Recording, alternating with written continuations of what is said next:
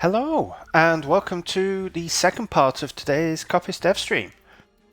I am streaming pretty much all day, so we now have a nice chunk of 3 hours where we're going to get back into what we were working on this morning. For anyone who wasn't here this morning, we have been working on automatic image linking. So for the past few weeks, we've got manual image linking in place, and over the weekend, I managed to get text detection working using Apple's machine learning APIs, and now we are getting onto actually linking those pages together. And if we switch back over to Xcode, you can see here we're actually finding text down here, which is fantastic. So we're finding our links. All we need to do now is properly validate those links and create our hotspots for them. So let's get into that.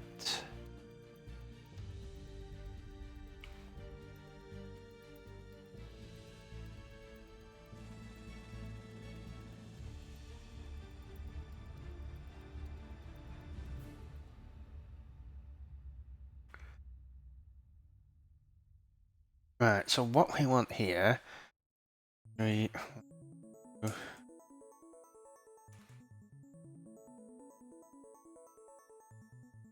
guard link info state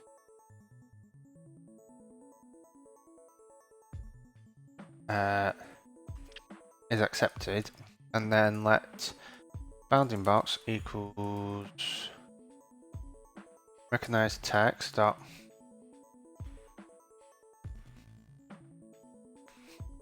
normalized bounding box or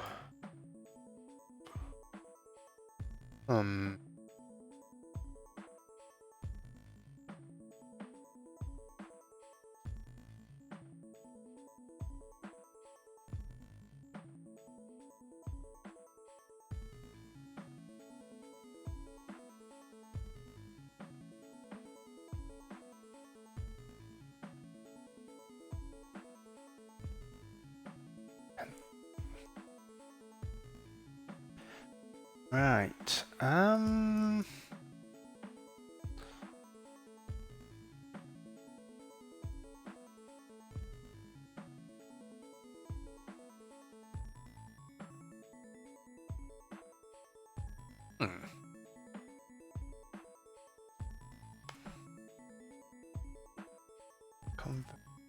Swift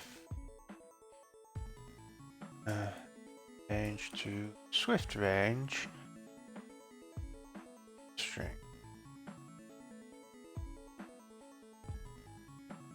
Paul Hudson, you always are able to arrange. You just need a single line of code.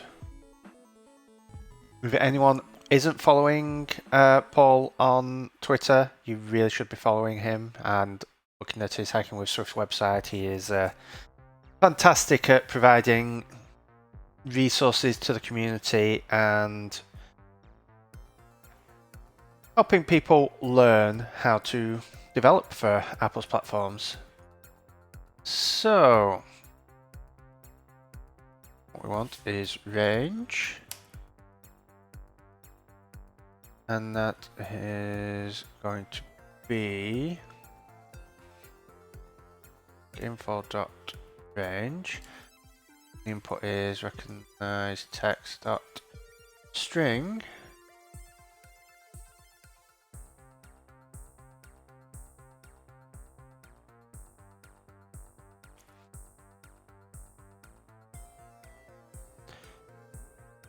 Image. We're going to get this out of here and move this down here. Image size.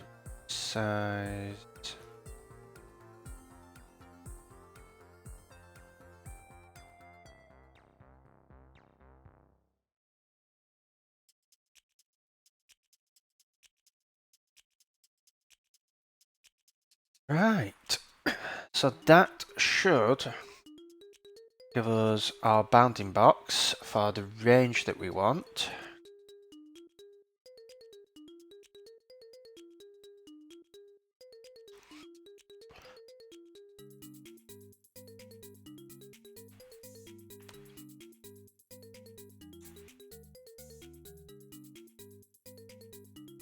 For auto hotspot.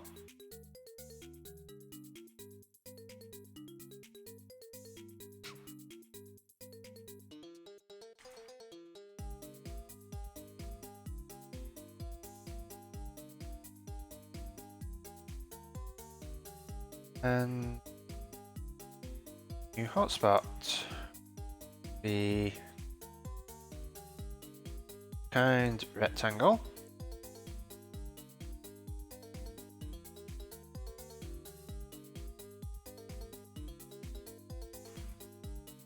Let's add a convene. CG, no, or graphics plus M3 extension.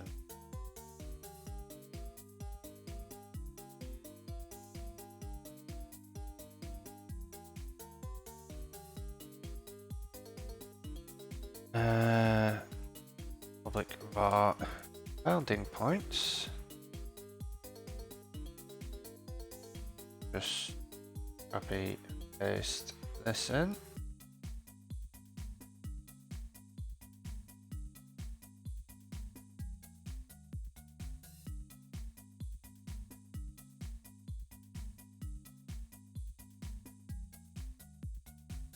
Okay.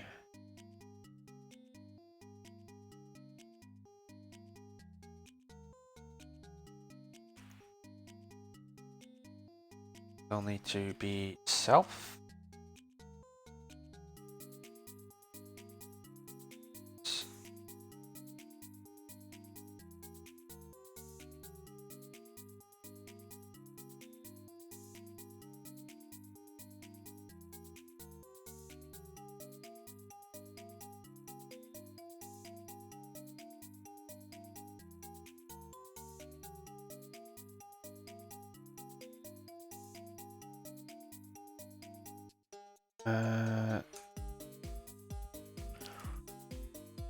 Points. Let link equals. We want link info dot page dot.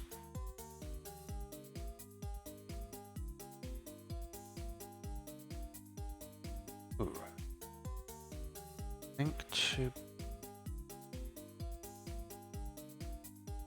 I'm gonna need to pass a page in.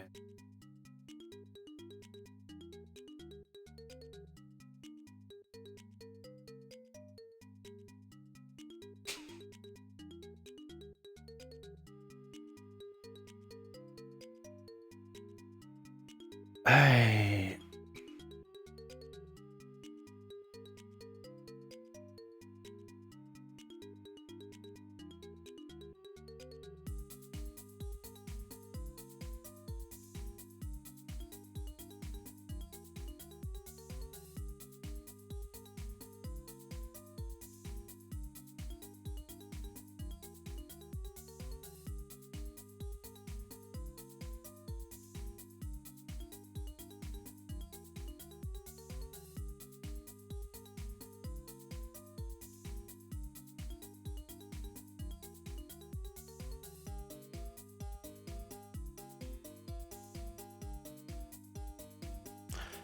Do I actually call linked page from?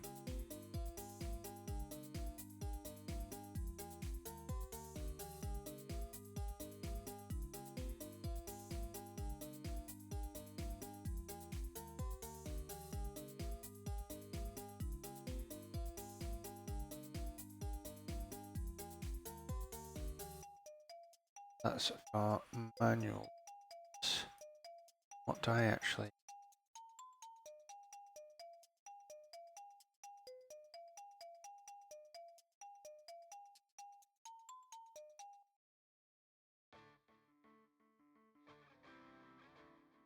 Page.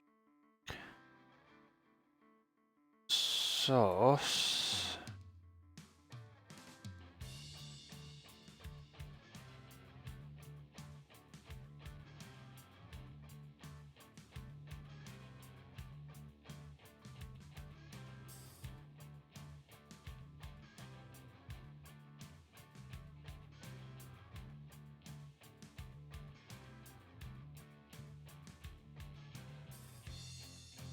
And the sauce there, but actually sauce, what's it used for?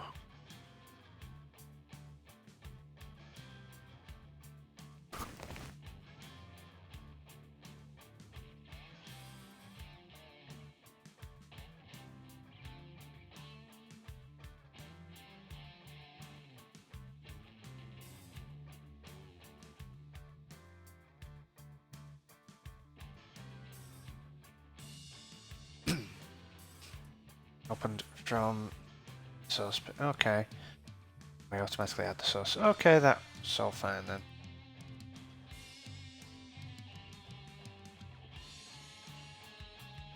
Michelin find.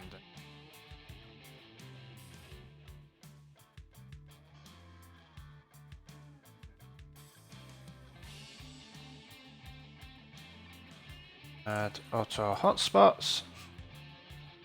And that plus auto. We can actually just do let auto hotspots. Oh no, it's here. So for auto hotspots, goes an image hotspot.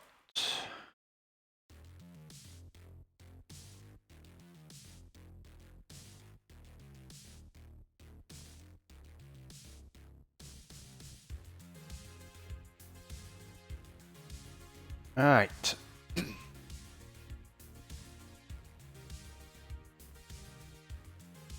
Do that.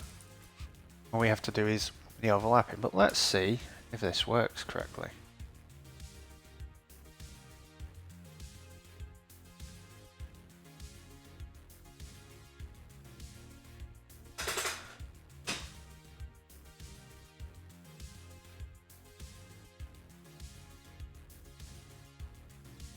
Build fail.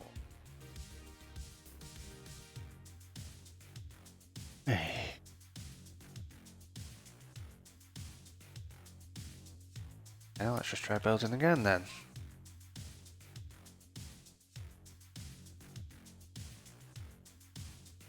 There we go. So that needs to be a var.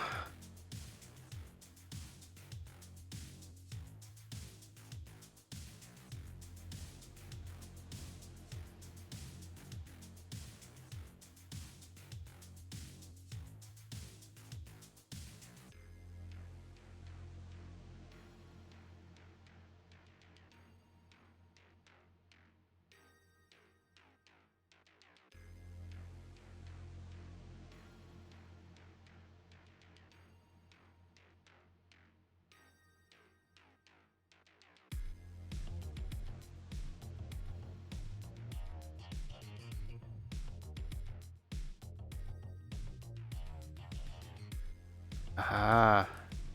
Optional.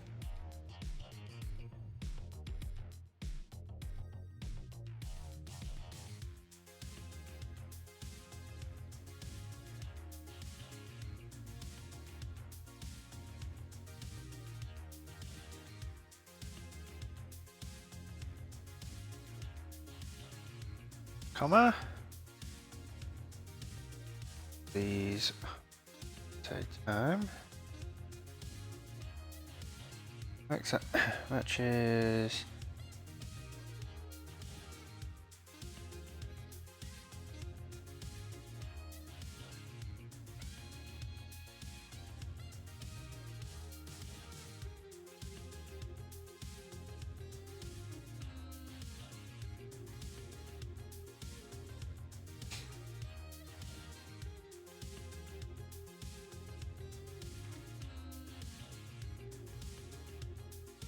Right.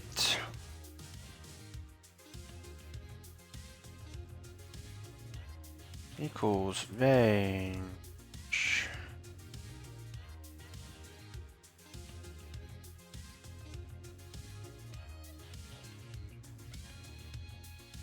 Okay, so it's not input, it's in.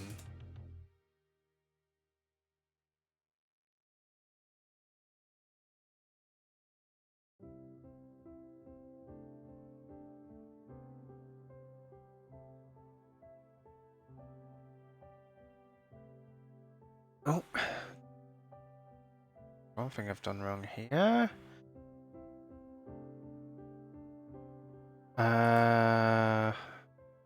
Go here. Get that flipped in.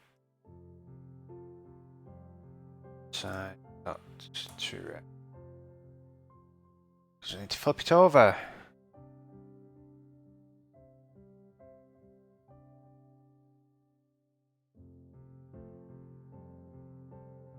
Okay. Got early on a Thursday. That opens early on a Thursday. Let's change this to Sinister.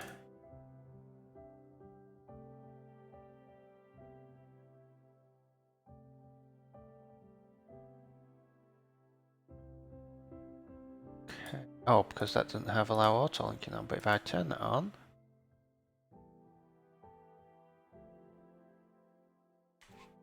Bill doesn't find it. Okay. Calling. Yeah.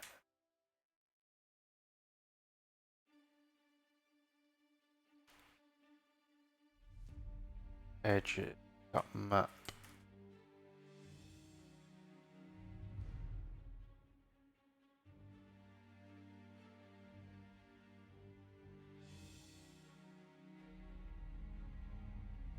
Okay. Next.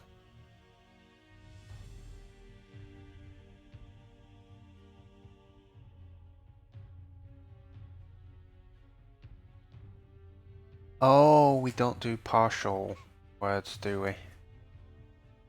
I change this to Sinister something. Goes through there.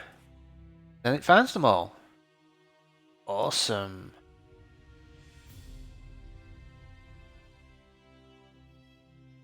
Which means if I bring up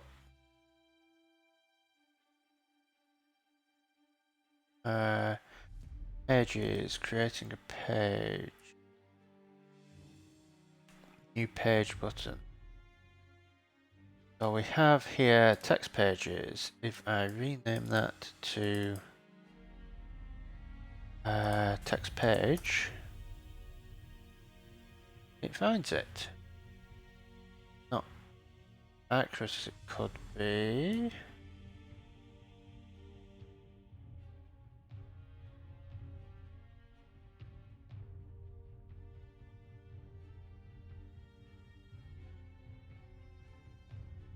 Oh, it was just incorrectly scaled.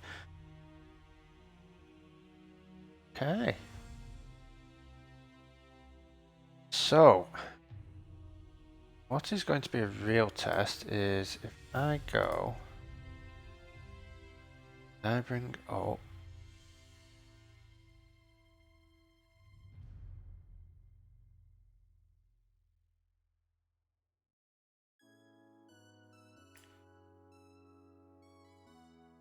let's throw this in.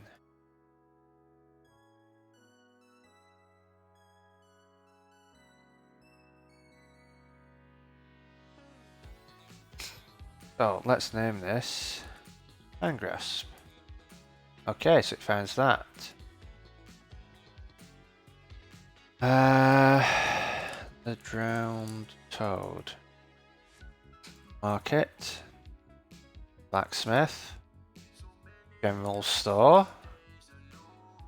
Ladies harvest. Auditor's house. Barracks.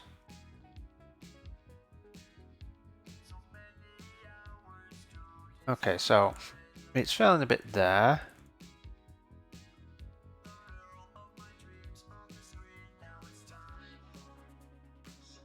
It can't do things that are at an angle.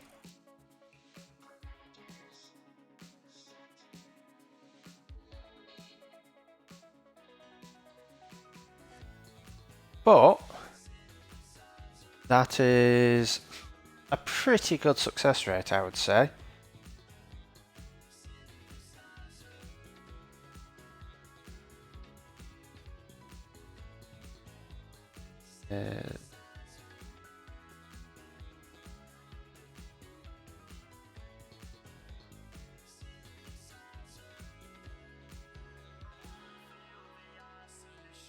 Let's see how well it handles this.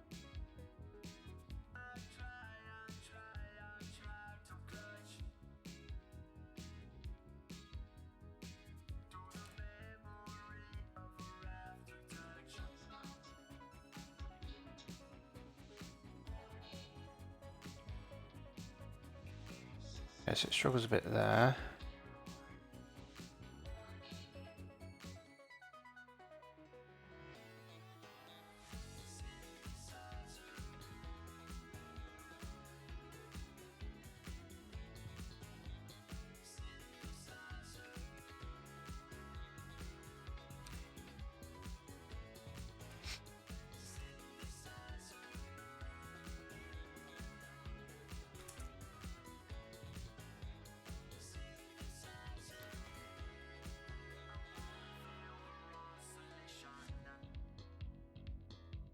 So I think that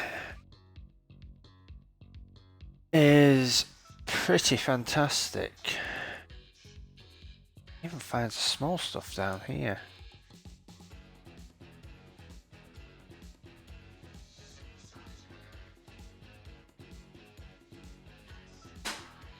I think, folks, we have automatic image linking. Now there's still a lot more to do because we need to add our manual stuff, and then one key thing that we need to do is going to have to I suppose also to detect page titles we can just leave as this for now.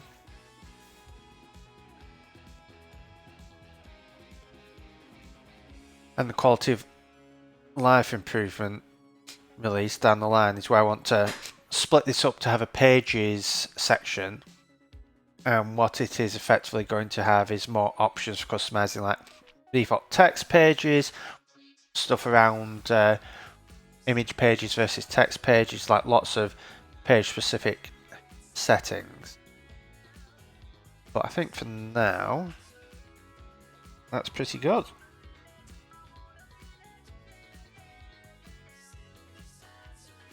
Of course, there is one thing that it is not doing, which is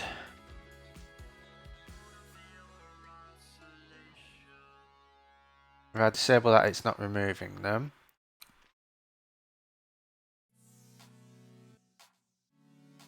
And if I disable Pro, it's not removing them. Okay. Let's update our list. I don't think we're going to bother with polygons.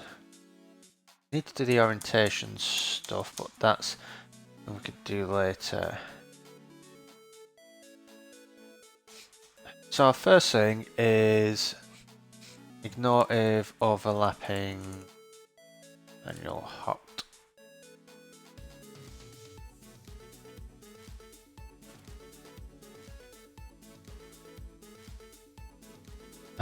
Record passing orientation.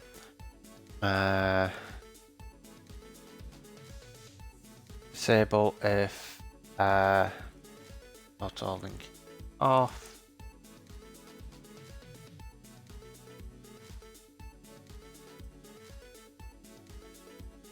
Disable if roll disable.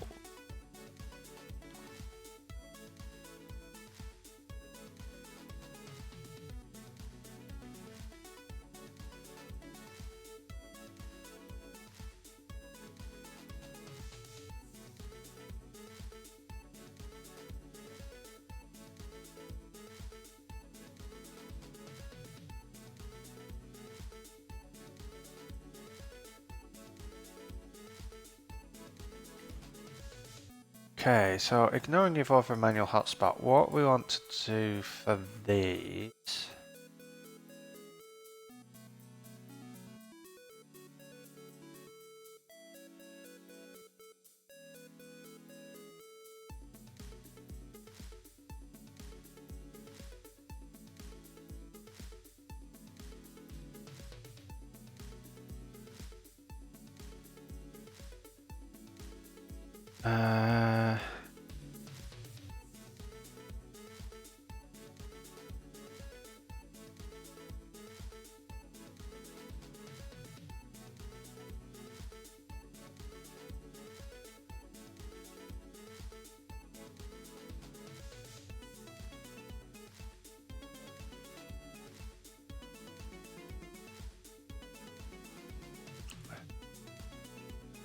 How exactly do we want to do this?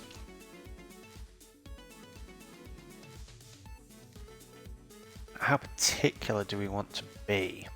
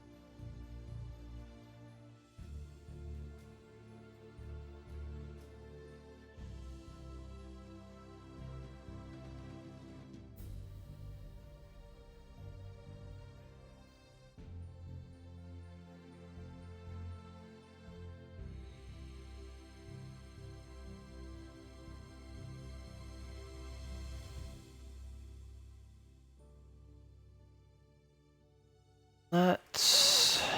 have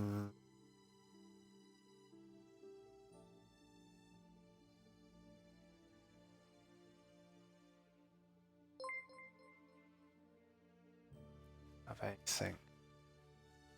Oh! Hello everyone, thanks for the raid, Avars. How was your stream?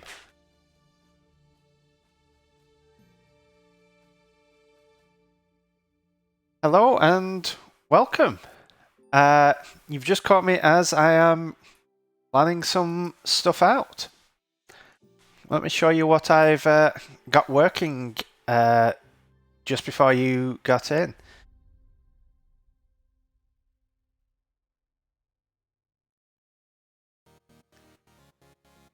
Hello everyone. Hey Dragon Dust and hey Megan. Welcome. Hello Stephen and Balancy. I hope I pronounced that right. Code is not compiling. What have I broken? No, turn true. I'll do that for now. Thanks for the suggestion, Dragon Dust. I've actually got some fun and interesting stuff to show you in my Mac app Coppice. So what we have been doing is working on image linking. Now we'll see whether this actually works as I expect. If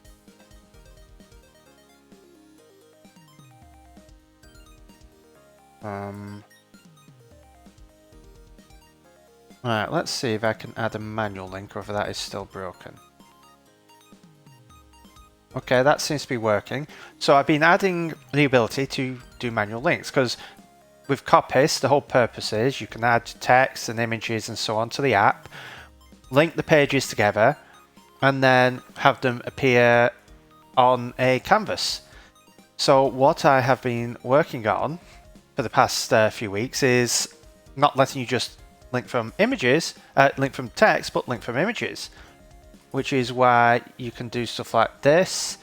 And if we select that, we could link this to, let's say, Font Inspector. And now when we click on this, it links us to the Font Inspector. And that's all great, but one feature that I have for paying users is here. If I was to type text page, you see that it's automatically found it because there is a page here called text page. So what I've been doing is getting the same thing working for image pages. For image pages. So if I was to, for example, rename this to image page, you see that it's found the text in the image and actually displayed it. You'll see here I was showing Sinister Something earlier.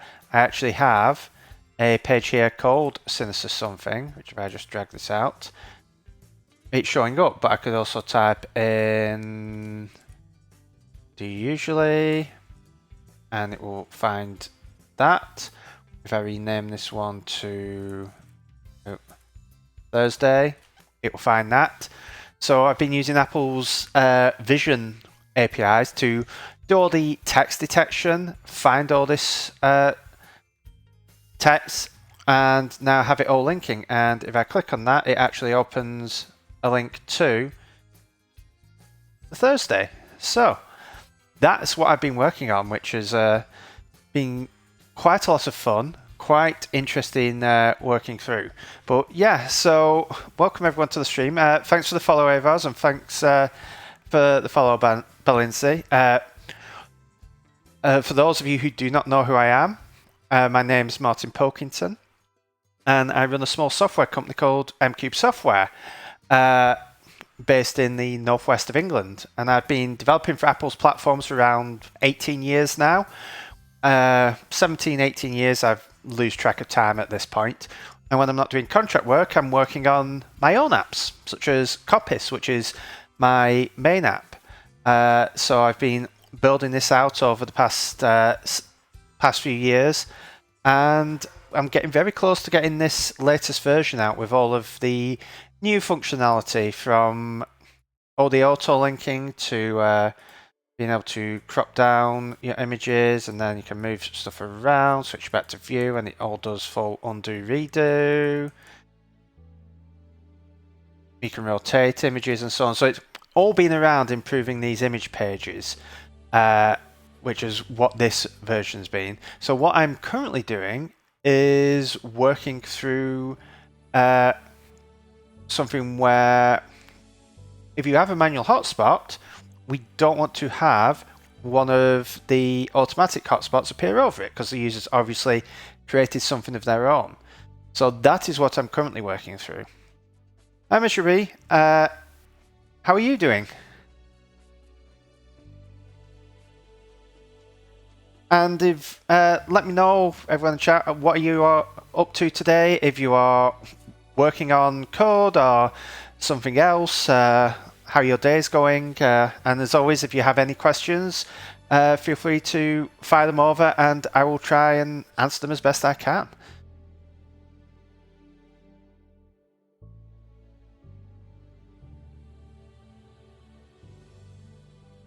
So let's get back into looking at this. So what I'm trying to decide is how picky I want to be over this feature, and I think for now I'm going to do the simple thing. And the simple thing is going to be manual hotspot Rex. I'm going to do my manual hotspots. I think it needs to be a compact map. And then it's CG rect from points, $0.points.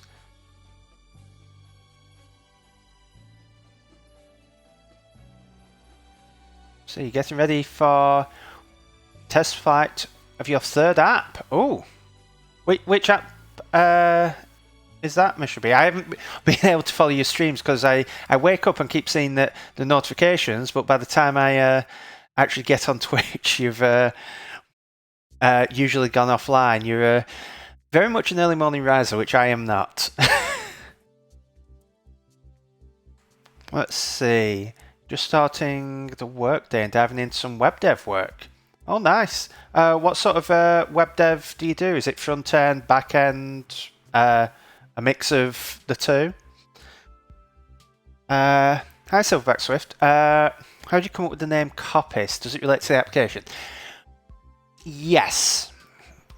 So, for those of you who do not know what a coppice is, there are multiple reasons it's called Coppice. So if I bring up, I just search for Coppice. So a coppice is a place where coppicing happens. And this is what coppicing is, where it was it's a way of maintaining woodland. It was used very much for like hundreds, if not thousands of years, where basically you cut a tree all the way back down to its roots, and then it sprouts smaller branches, and then you cut it back again, and it sprouts smaller branches. And this was a way for cultivating usable wood, a way for maintaining woodlands, a way for just growing things in a particular way. So this is what coppicing means. And so part of the reason for the name Coppice is that you have your where is Coppice? You have your canvases where stuff is branching out from pages. So you're cultivating the thoughts and they're all branching out, so it's a similar thing. Another reason is there was a hill that was very near my house growing up, in which when I was first developing this, I could look out the window and see it, and I can still see it from where I am now, called the Coppice. And it was just a nice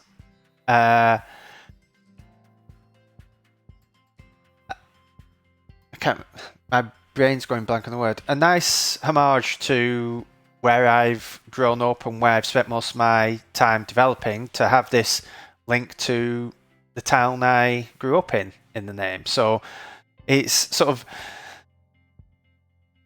a homage to where I grew up, while also actually sort of, in a way, describing what the app is and what it does. So, and it's also, as anyone who's ever tried to name an app, coming up with a one-word name that is free is very hard.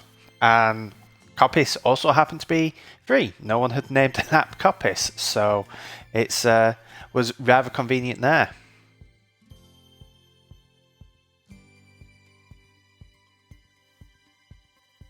Let's have a look. Let's see. So Megan, you're mainly doing front-end dev work either in React or using the platform Webflow. I've never actually heard of Webflow. I've done some React work. A few years ago, I was doing some React work, and React is quite a fun thing to play around with. It certainly makes more advanced stuff a lot easier. So it's yeah, but I've never heard of Webflow. What exactly is Webflow? And let's see. Meta is a tool to keep track of your invoice payment for free. Oh yes, I've seen you talking about this. Yeah, that I needed to address and help someone. Yeah, keeping track of invoice payments is definitely something that is very necessary when you're a freelancer doing a lot of stuff. I mean, for me, I don't send out that many invoices. It's just one a month. because I've got like long-term clients, but keeping track of invoice payments is definitely something that you need to do. So it's it's hopefully that goes well for you and getting it out on the test flight. One of my contracts, the reason I'm streaming today rather than usually I stream Mondays, Wednesday evenings and Fridays is I had to shift some days around because we had a deadline with a contract. So that is showing some stuff today. So hopefully that all goes well, because that I have been working on since November and we're just getting it out. So it's been fun, but it means moving things around. I've had all today to work on stuff.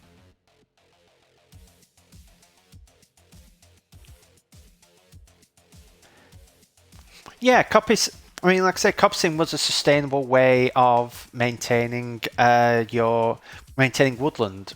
It was used a lot in like the Iron Age and so on to actually build wood for building tools, building housing, just building all sorts, and it's continued all the way through for. I mean, it was still used extensively, I believe, up until like the 1800s. And it's still used today in places just to maintain woodland. But it's the whole idea of Coppice is that there are a lot of note-taking apps out there. A lot of great apps for getting notes and putting them into something. I hadn't been able to find one that was great for letting you do stuff when they're in there, and having lots of things that are linked together and wanting to actually figure out, okay, how do these link together? Expand them out and see what they like, see the connections and so on.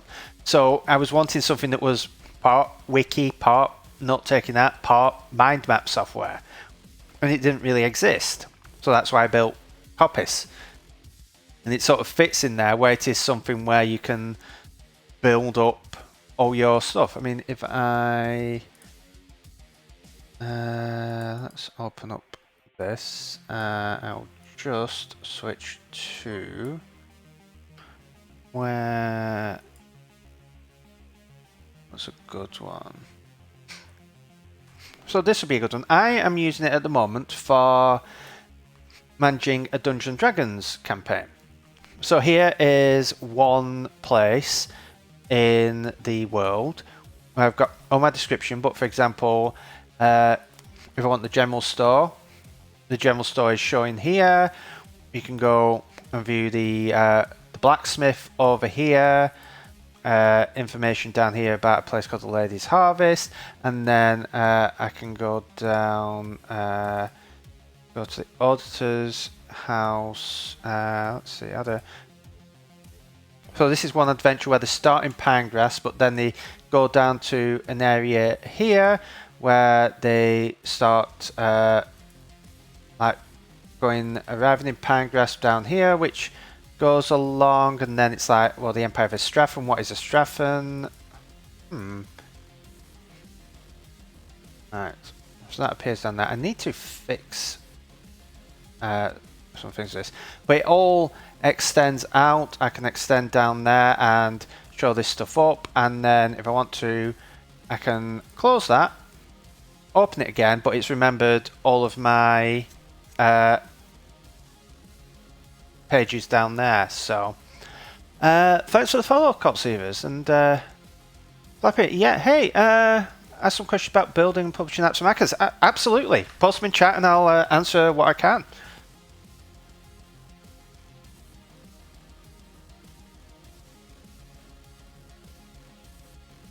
But yeah, I've heard about people using Coppice, journalists being interested in it for keeping track of their stories. I've been contacted recently by authors and so on who are using it for keeping track of their books and so on. I've used it when I was building all of the web stuff for Coppice and all of the architecture for the payments and stuff, I had to relearn various APIs and stuff, and I was using Coppice to learn that. So it's just a tool that I've built that's optimized for using your thoughts and ideas after they've been added in. And I'm still building stuff. The version I'm working on now is sort of the 1.0 that I wanted, rather than the MVP that I actually released as the first version. So once this is done, this is at the point where I am pretty good with where it is, and I can start expanding on various other bits and pieces that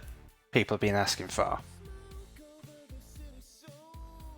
So let's get back to here and just have a look here. So what I want to do is get my rectangles from here, and then whenever we get the hotspots, each hotspot, I want to get its rect.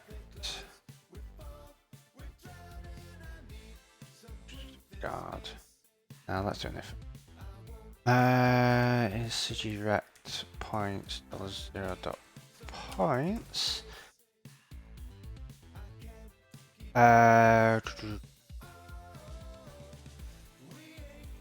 For spot rect. Spot rect. I want.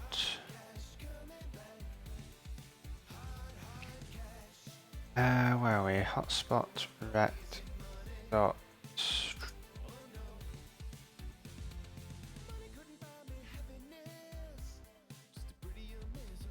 Hot rect.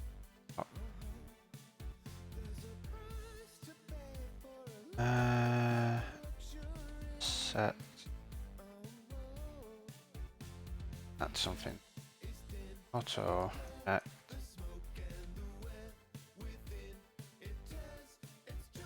If they intersect, return false. Otherwise, we get around there, return.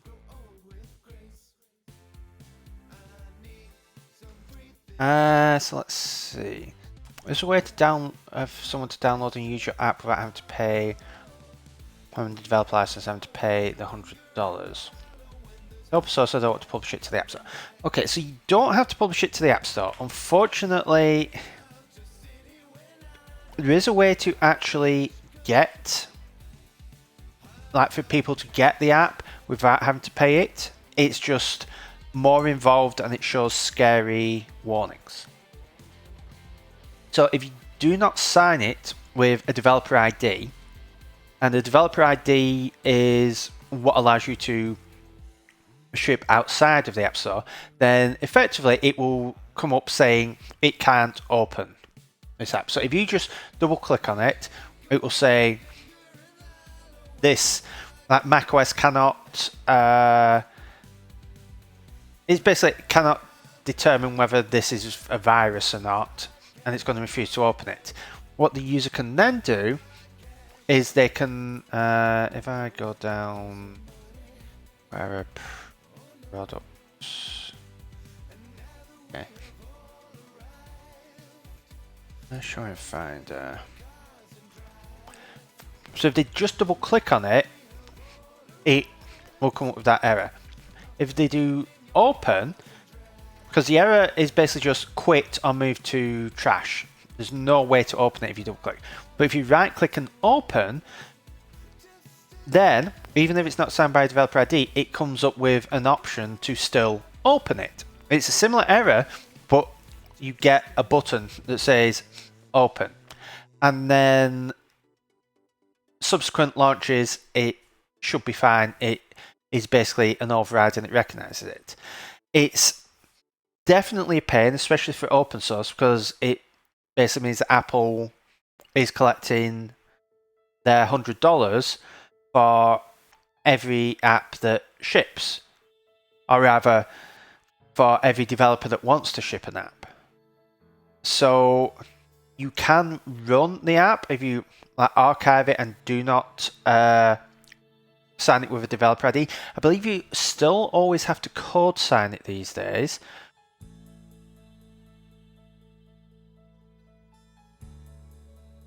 Yeah, so if you do, a product, an archive, that should archive it. And then if I go into, actually, give me 1 second. I'm going to switch over to this monitor because, oh, no, not over there.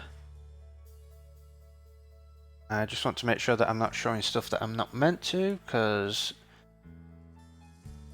Okay, so that's just Coppice. So what you can do here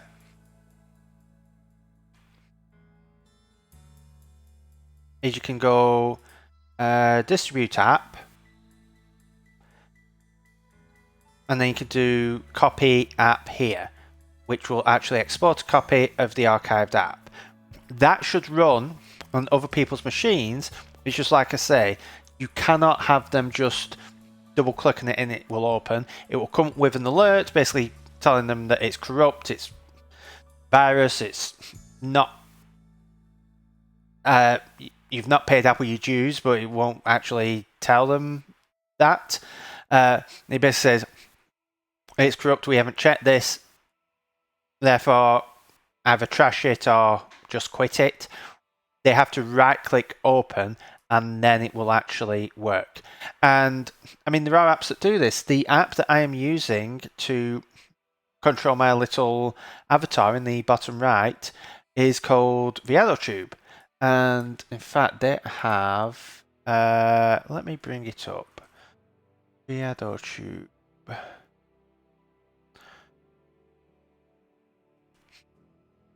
We've got ViadoTube, troubleshooting. The Mac version is damaged. It says the app is damaged or anything similar.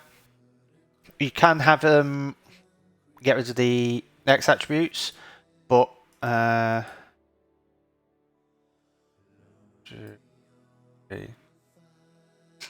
application MP menu bar can't be opened.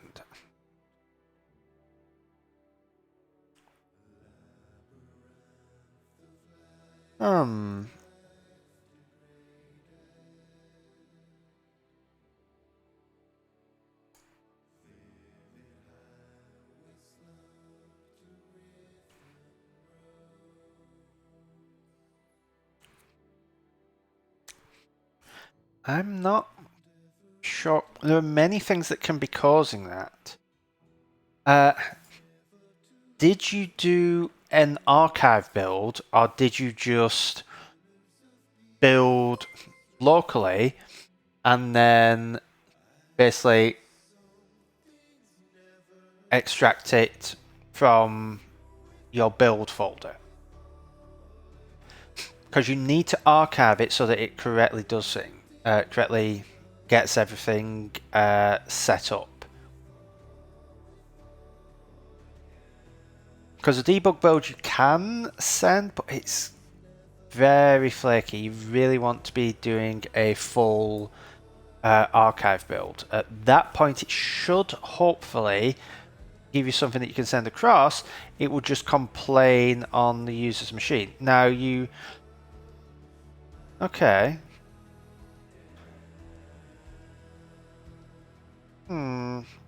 Archive dispute then.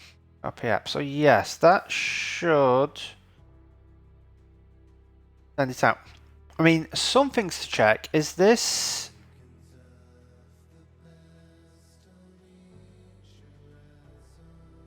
Is this a fairly new app? Like, what version of Mac OS is it targeting, and what version do they have? And also, have you... I mean, it should by default build as a universal app, but... Okay, so deployed target is macOS 11.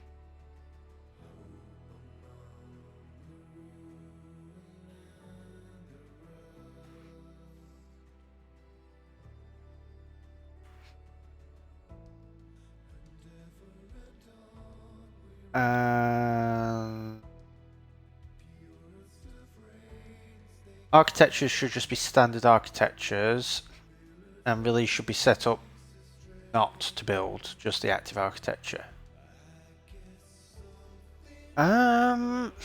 Hmm.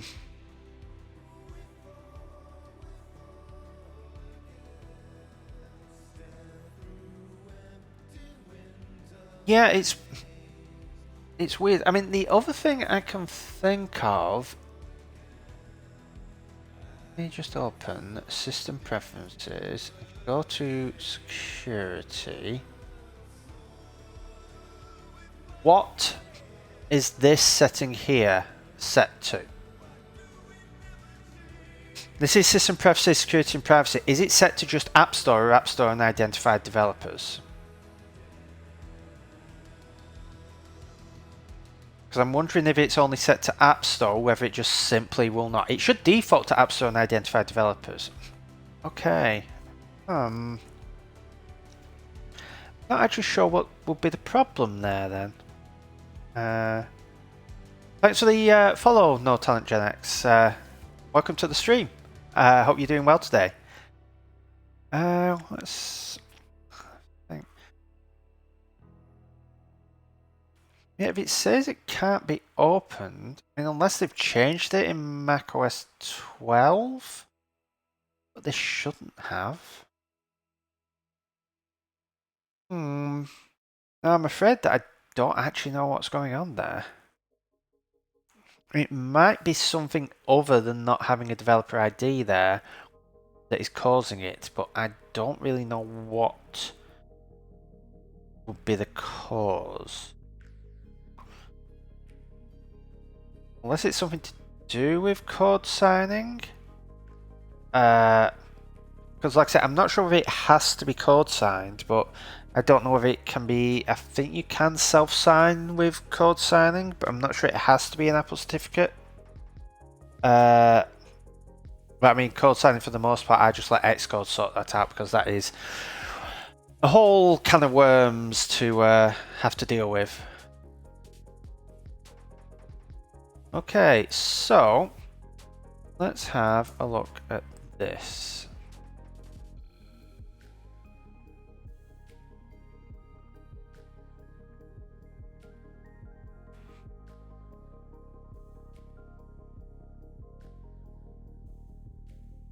Oh.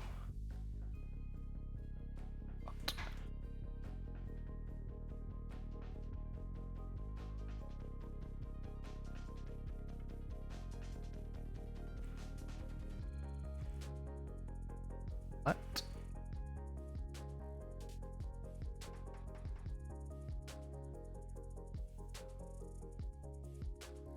Right. So if I go into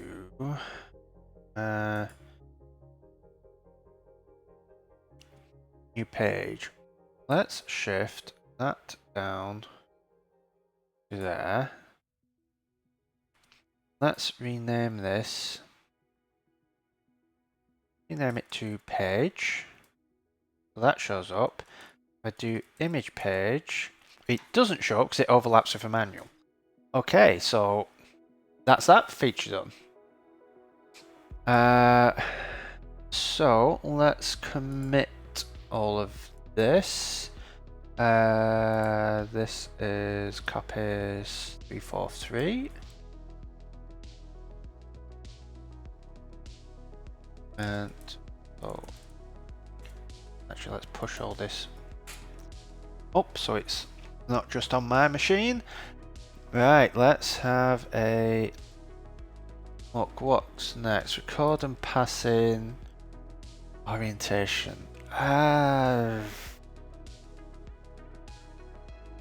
See, the pain there is I need to get the EXIF data when adding an image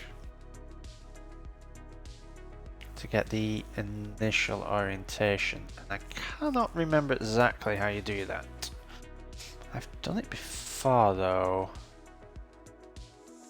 Actually, am I already doing that?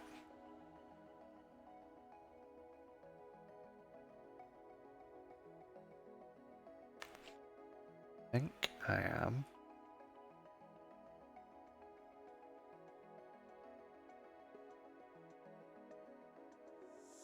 Image capture core.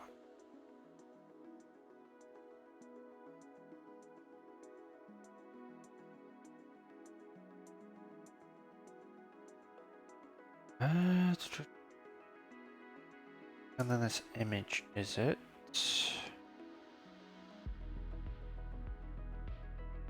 I've got to be on NS image or NS URL. Or possibly NS image representation.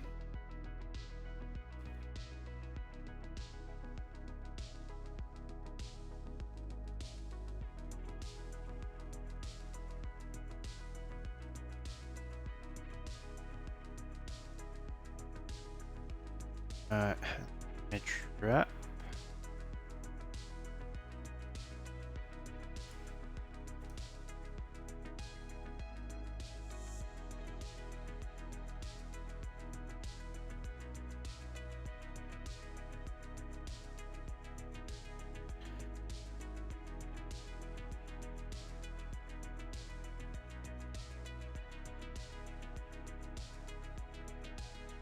Aha!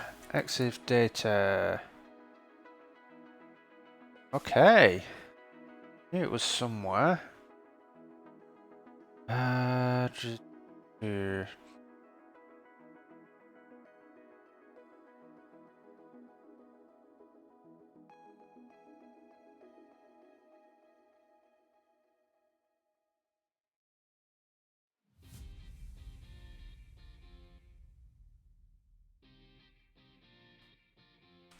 Right, so what we want to do, bitmap, image rep.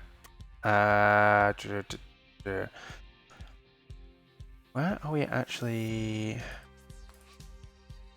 Because Xcode does not want to do highlighting correctly.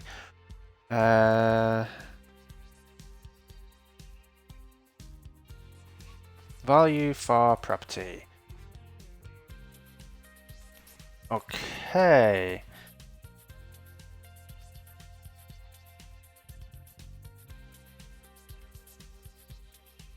So let's get our image page content.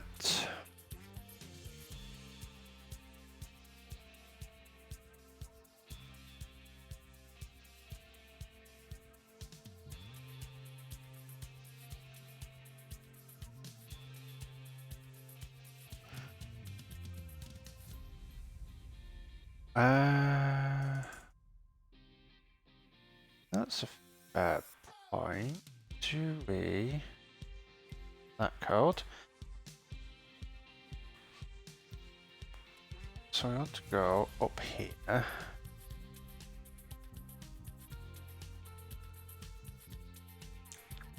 Station up. Are these CG? Yes, they are. Fantastic. CG image property orientation.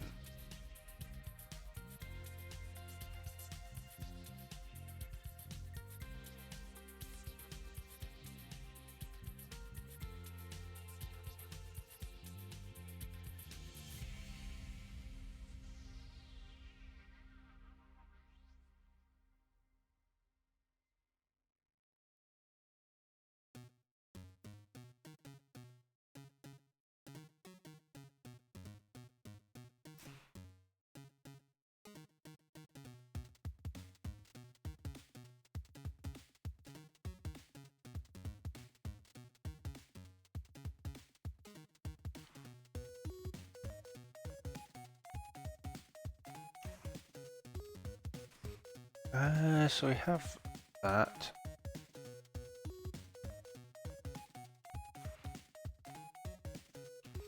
So in a place.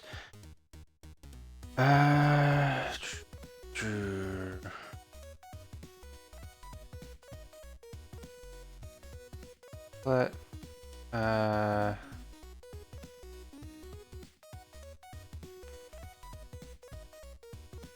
wrap new image dot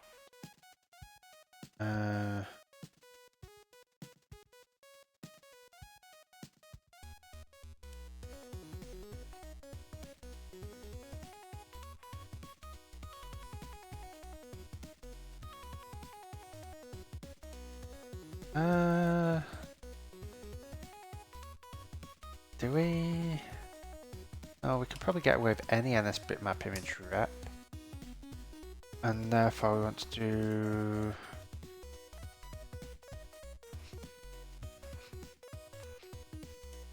So you get the image rep.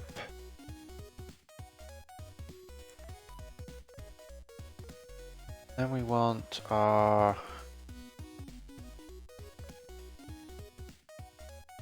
rotation equal image rep dot add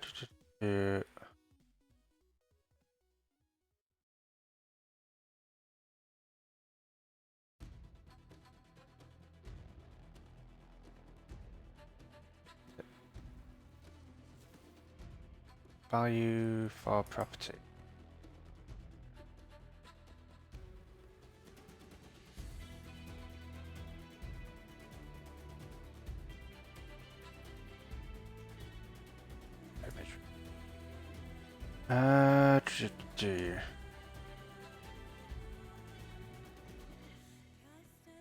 A property.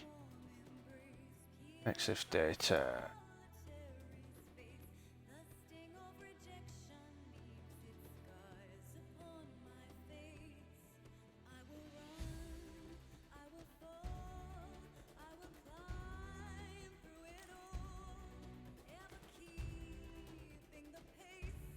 EXIF data, and let's print out that EXIF data.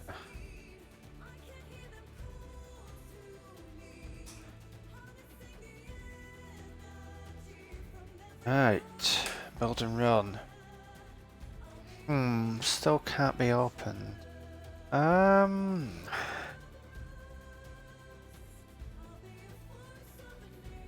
Yeah, unfortunately I don't really know what could be causing it then. If it was just the developer ID stuff, it should be showing you a different error to that. That error usually means...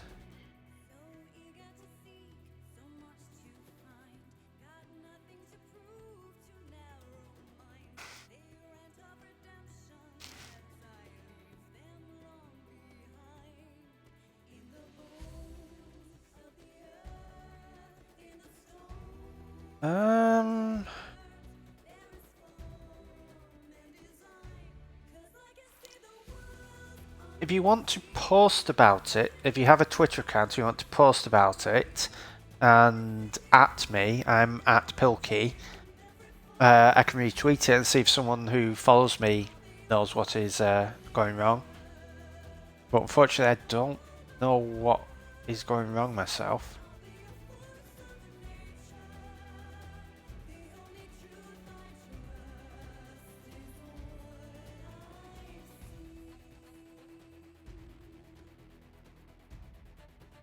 Right, if I drag that in, getting an orientation.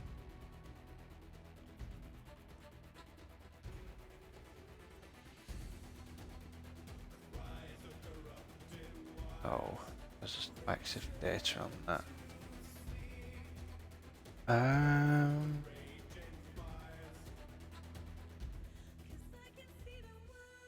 Might have active data.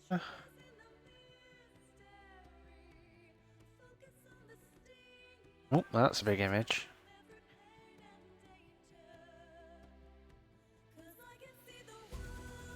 Okay, so we're not even getting to there.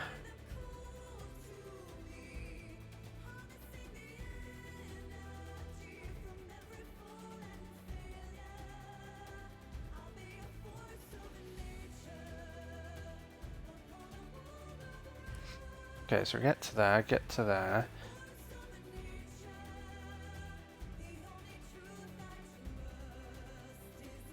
What do we have as EXIF data?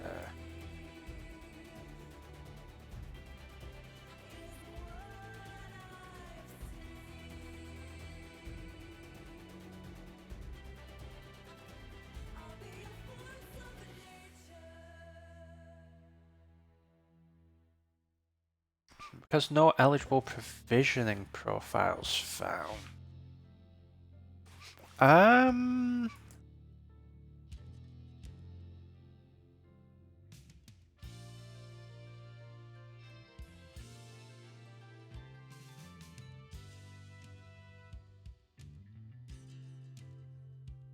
shouldn't need a provisioning profile.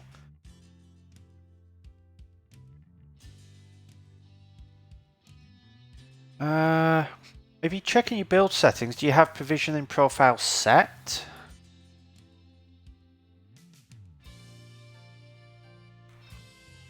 And if you go to signing and capabilities, does it say none required?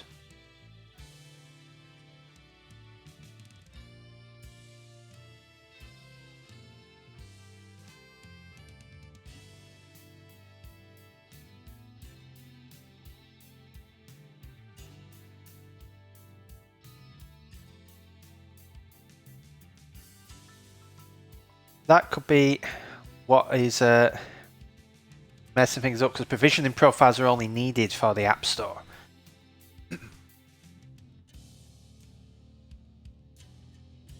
Right, where was I looking?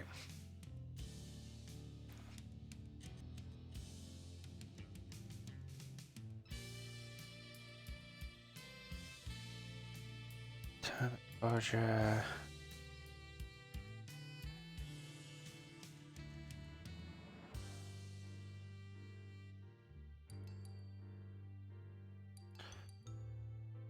Go here. Go inspector.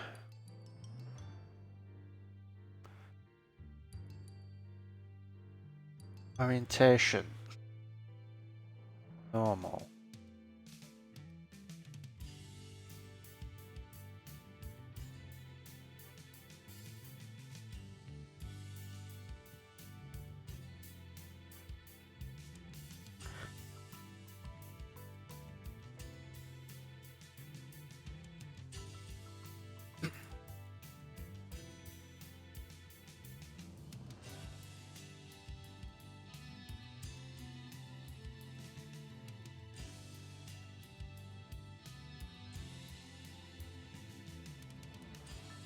You need provision profiles, should be if you are building iOS apps for the Mac, or you're building for the App Store.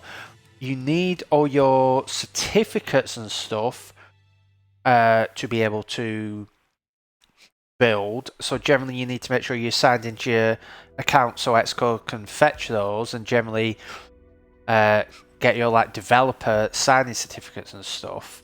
But actual provisioning profiles are only really needed for the App Store.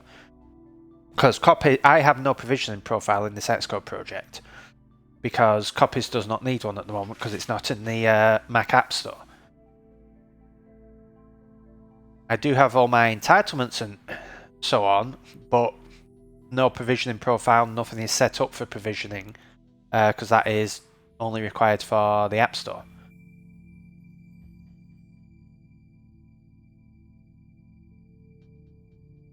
Right, how to delete it? I think in build settings you should be able to get rid of it. If you go to your build settings and search for provisioning profile, you'll see here you should hopefully be able to get rid of it.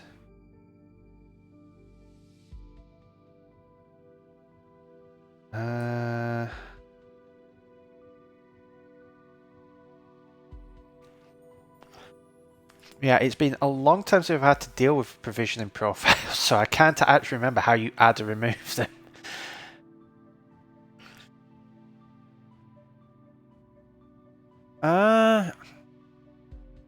Okay, is it on the project?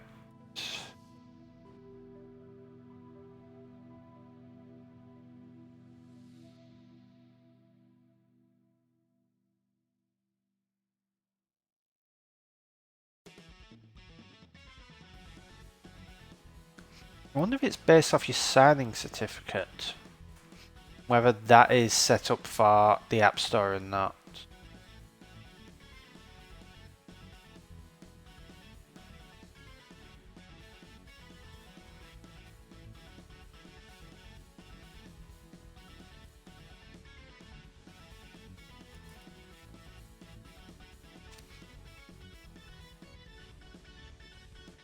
It shouldn't be as because of a personal account, because you can still publish with a personal account. I did before I like properly incorporated my company, and then I managed to get them to switch it over to a company account. Move visioning profile from Netscode project.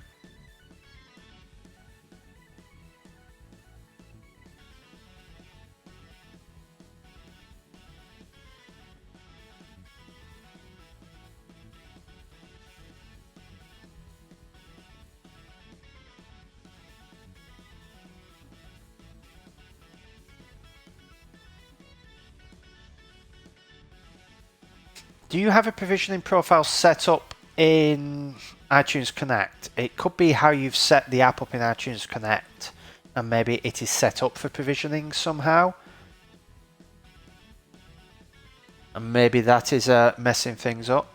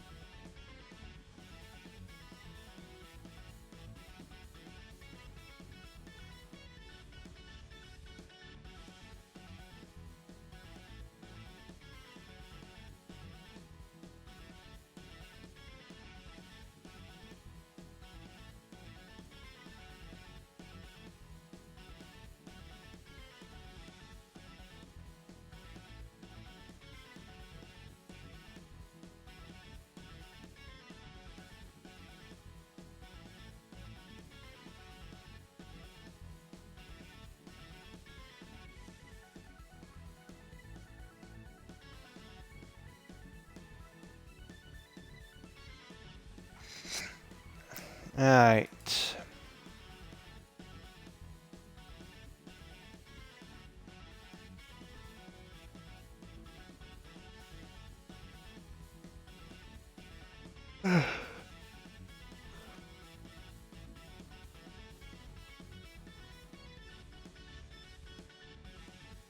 Oh, KCG image property TIFF orientation. I don't want.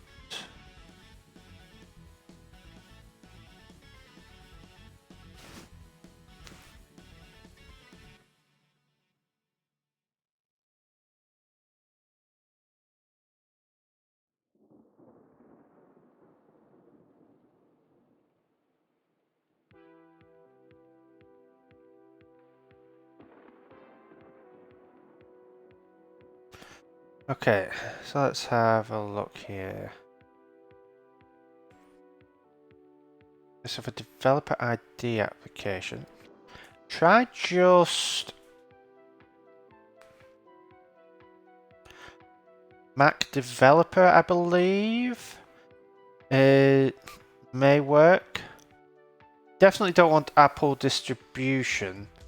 Probably, I'd say try a few of them, but I think those are all your signing certificates rather than provisioning profiles.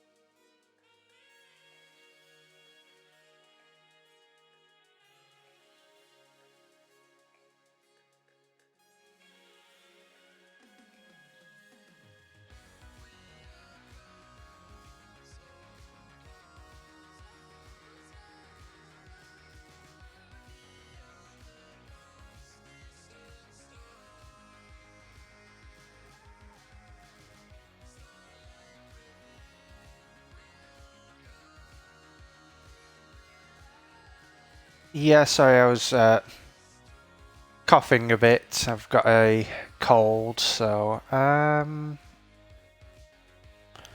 I said, if you want to tweet, if you have Twitter, if you tweet about it and tag me, I can retweet it and see if anyone who follows me may know.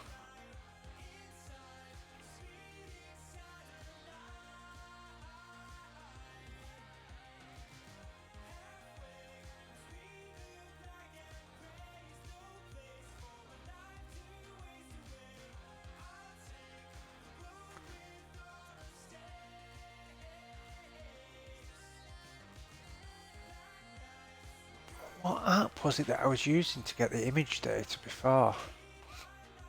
I've written code to get the orientation, and fortunately, I'm assuming it might end up being CG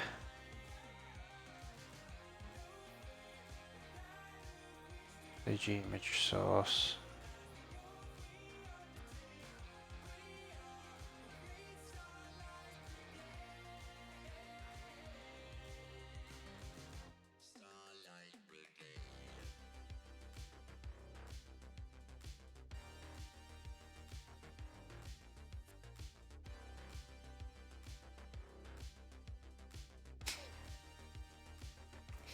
Well, we're going to pull this in, not when we set the image, but when we create from a file.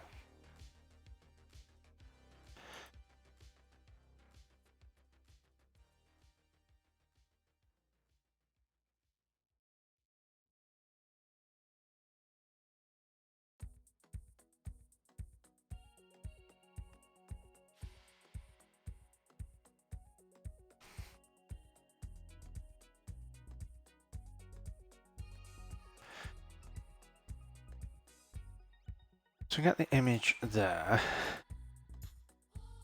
Oh, but it'll be put in. Let's shove this in the getter. I just want to test some stuff. This is not the most interesting thing, but I'm trying to work out how on earth this is supposed to work. I'm at the point now where I just want to know where to get the orientation. All of the other stuff I can do elsewhere. Let's CG image. That image equals self.image content.image.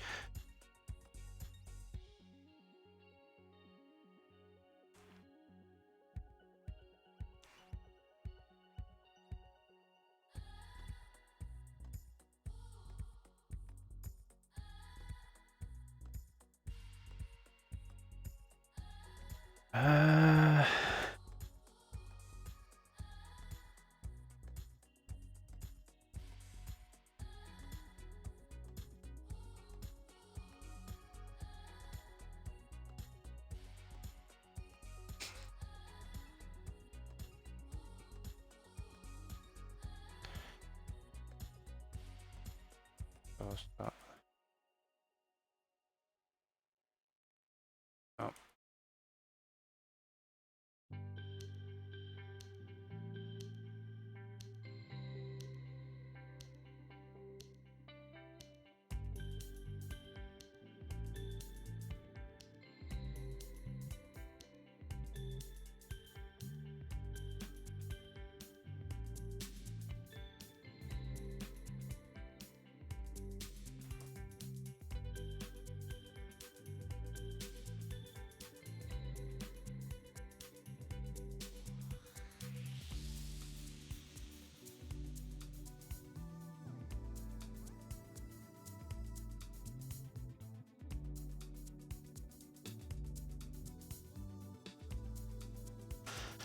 Right. Let's see if this gives us the properties. Complain about. Fine, we'll get rid of the optional there.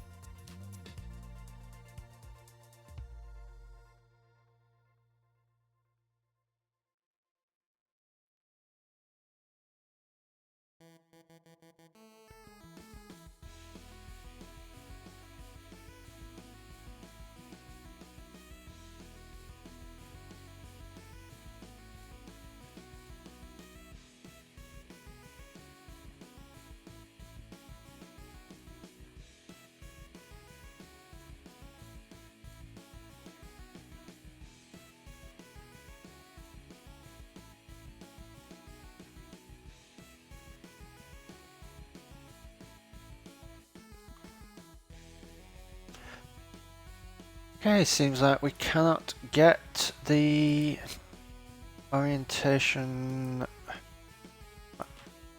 data.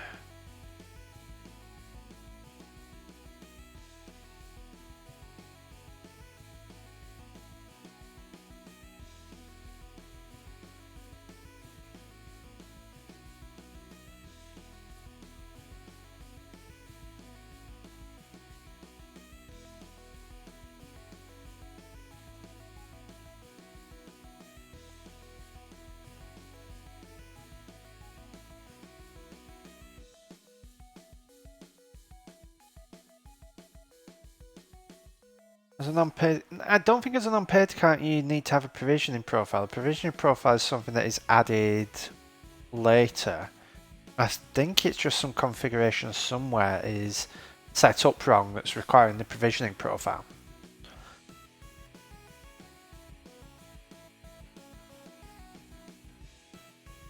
Because there are other apps out there that, like open source apps that ship without needing a provisioning profile.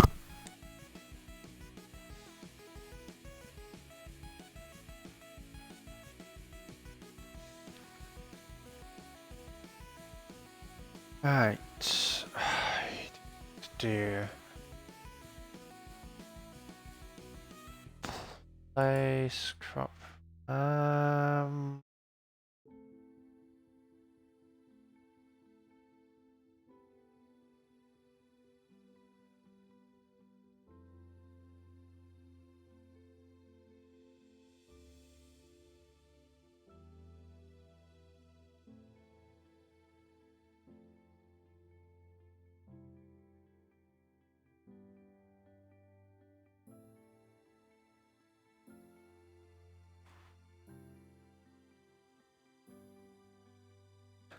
Take that.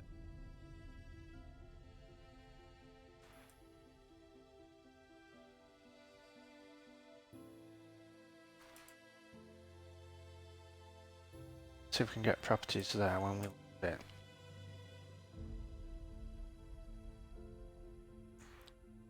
If not, I'm just going to give up on this. And just... It starts in up orientation and it will...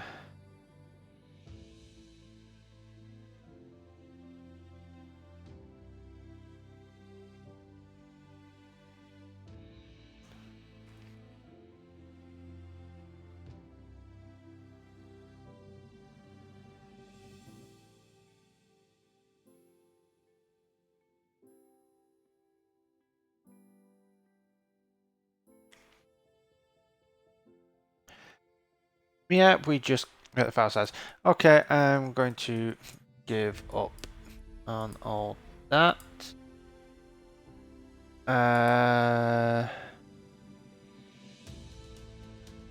Let's see, discard that chunk.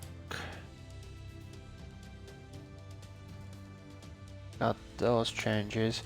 Okay, I am going to take a short break to get another drink, and when I get back, we'll get this orientation thing done because I can't pull it out the EXIF data, so I'm just going to always assume that it starts as up, and when you rotate, I am just going to rotate it. So, yeah.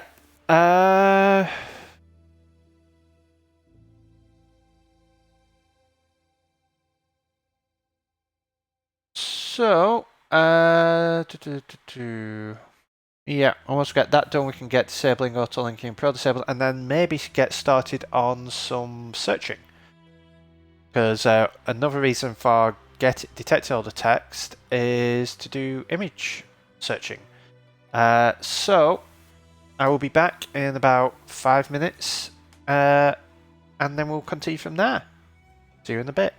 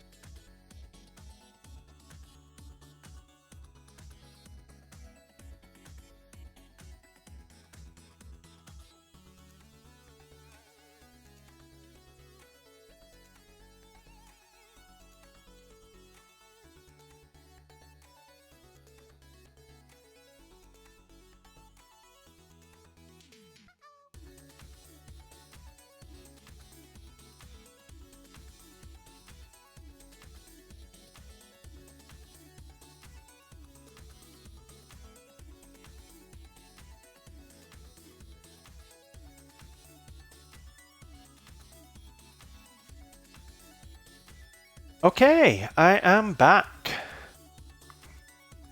So, before we get started, there was something that I wanted to show. I mentioned it this morning. Here we go. So I've been working on a little project. I'm finally getting a new computer. I'm finally getting the computer I wanted, which is going to be a Mac Studio. But I've had this concern about it. And the concern is dust. There's no sort of dust filter or anything on it, and I want to try and keep dust away from it. And I've kept thinking, oh, it would be nice just to prop it up off the desk a bit, so any dust that settles on the desk, it's not as easy for it to get in. And I was pondering what I could do for that. And I actually realised I had the perfect stand. Because I have a rather old Mac Mini. It's from like 2010, 2011. It's a unibody one, so it's the exact same footprint. And I started thinking about, okay, that's a good stand, but can I do something else with it? Because it's too old and slow to really be useful as a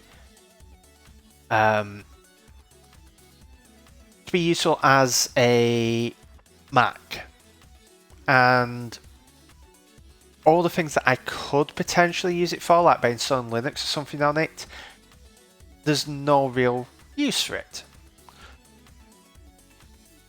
But I don't want to just throw it away. There's a reason that I've kept it in a box for years. I want to find some use for it. And I've actually come up with two interesting uses. So the case is going to actually go and sit underneath. And initially, what the plan is, just to have it be a rather convenient tray to put letters and stuff in underneath my computer.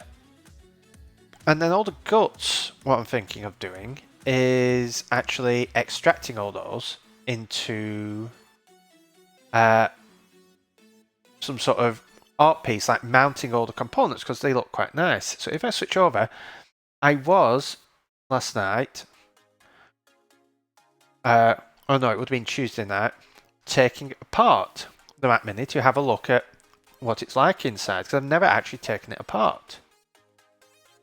So if we have a look here, I took some photos of taking this Mac Mini apart, but you can see how we're tidying up a bit, taking out the power supply and everything. This is going to be a rather convenient tray underneath.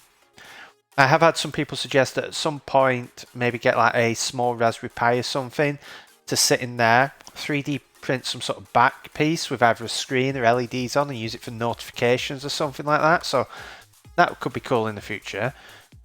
But all the internals actually look quite nice.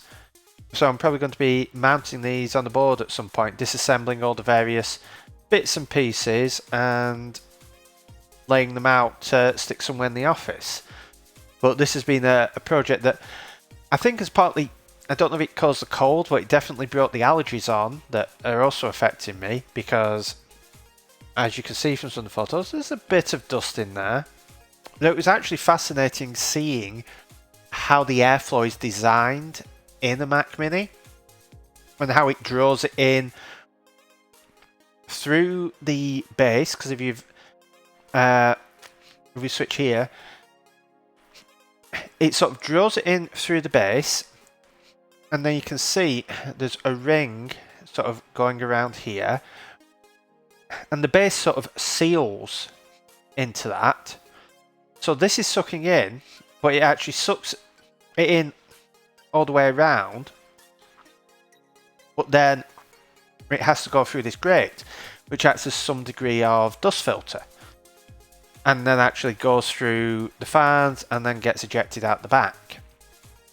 So once I actually got in here, there wasn't a huge amount of dust. There was a bit under here, and the fan was fairly dusty, but it's amazing how not particularly dusty it was, but it was fascinating, like realizing just how it works. I was looking at, oh, there's a vent at the back. Where exactly does the air get in?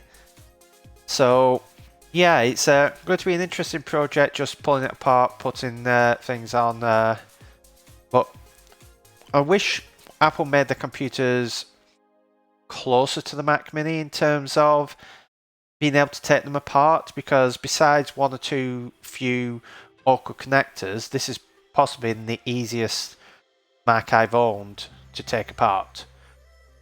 I could have fully disassembled it and put it all completely back together, and it all would have been working. I mean, I've left all the cables undone because I have no use for it, because like I say, this is, I think it's a dual core 2.3 gigahertz i5.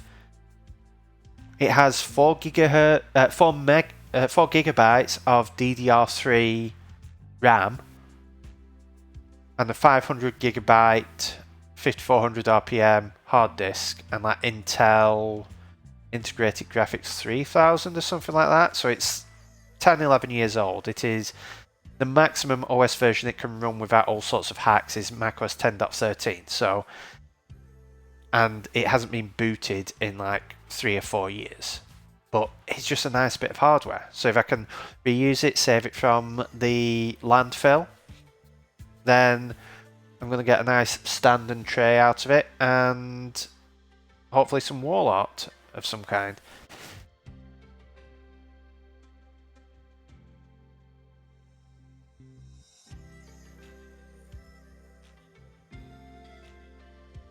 But yeah, Apple's internals for their machines look really nice. They're really well designed. They're just a pain to get out. So, enough of that. Let's get back to our orientation. So we're going to default orientation to up. Then I want to find where we set. We've got rotate left and rotate right. Now,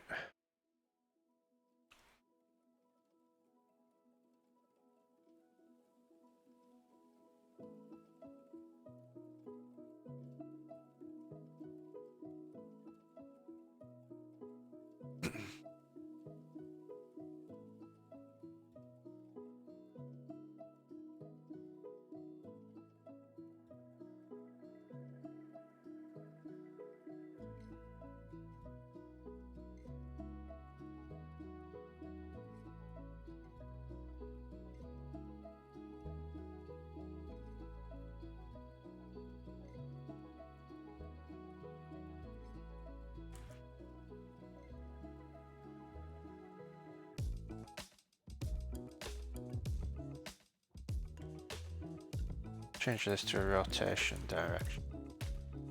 And let's swap these around, because unfortunately the radians go a different way, depends on which API you're using. And we're going to change this to dot left, this to dot right. And then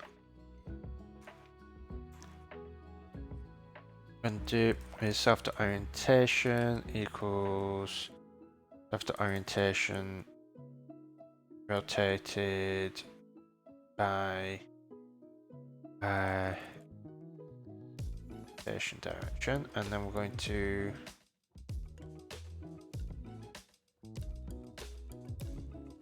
by red it's by direction.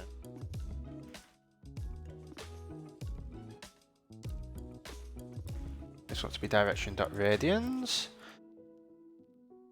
Radians. Okay. So what are people in chat, anyone who's still there, are you up to anything interesting over the next few days, over the weekend?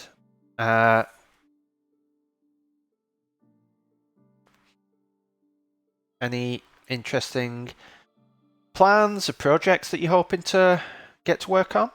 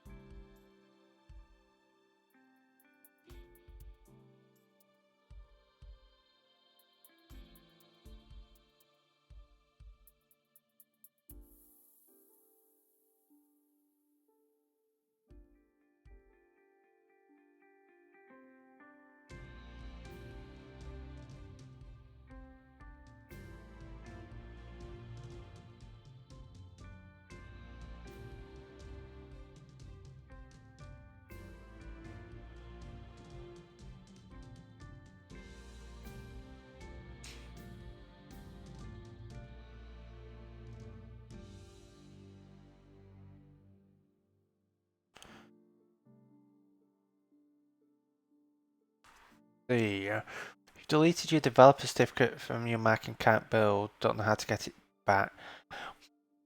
You should be able to re-download it if you go into Xcode Preferences, Accounts. It should be able to potentially re-download it from there. Let's have a look. I'm not sure about your weekend, probably resting and doing part of the work and procrastinating on about your house. Yeah, it's definitely worth getting some rest. I'm going to be getting some rest in this weekend. I'm also going to be doing some work, not on my house, but on my my parents' house. I'm going to be helping them paint for a bit. So one day this weekend, I'm going to be around there putting paint on many walls.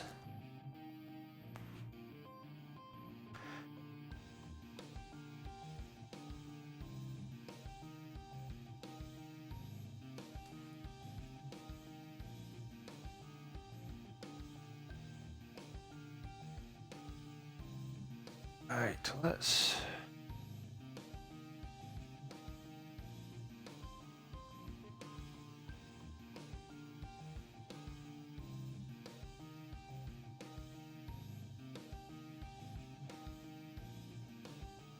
page link.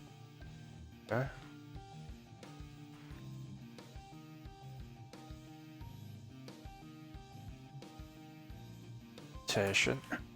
Let's see.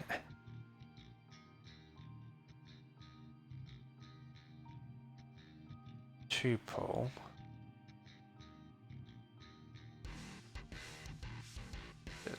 CG property.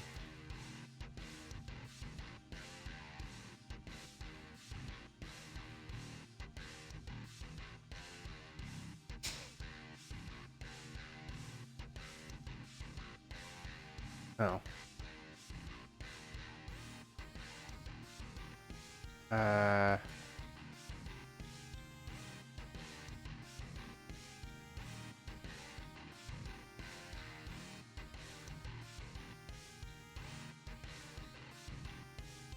Case default, it should alt.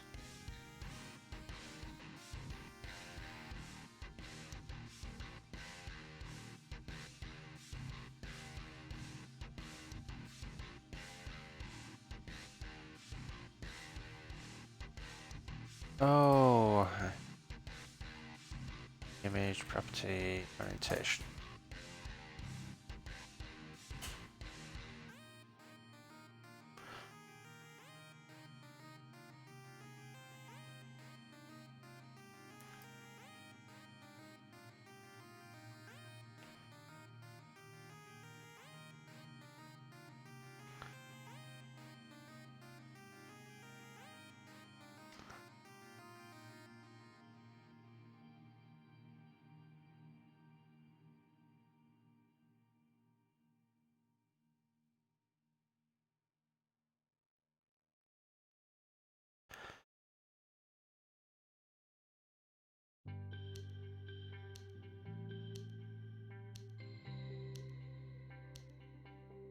Okay.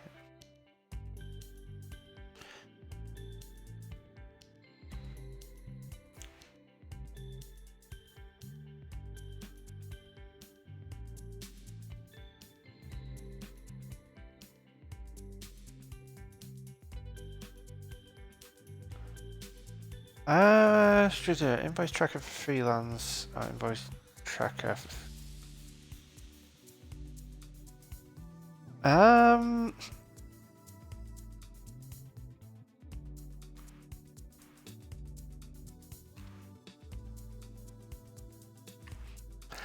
I'd potentially say invoice tracking for freelancers.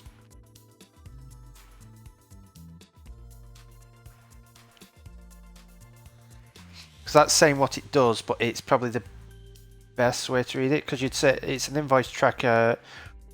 You'd say probably either it's an invoice tracker for freelancers or it's invoice tracking for freelancers. And I'd probably say invoice tracking for freelancers like reads a bit better, at least to me.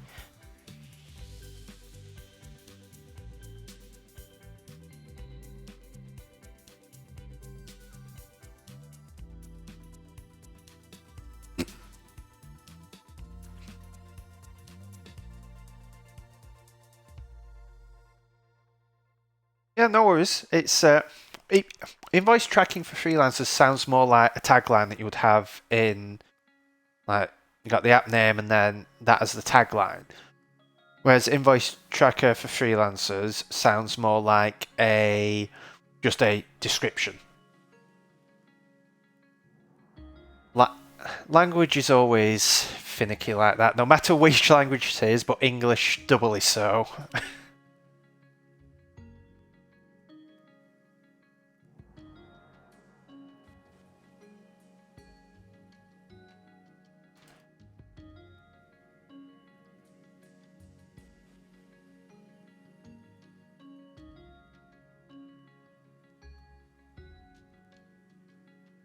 Okay. Process results. Get our results.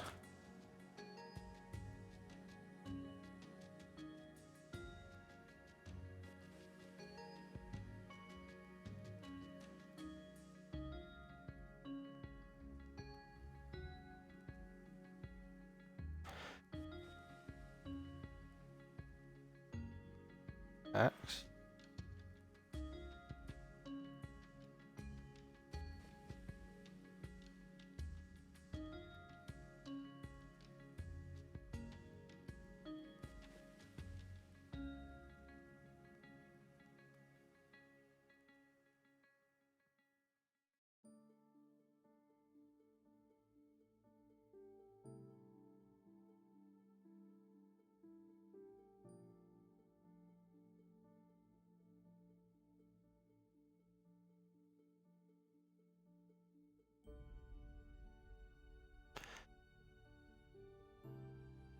Content dot hotspots.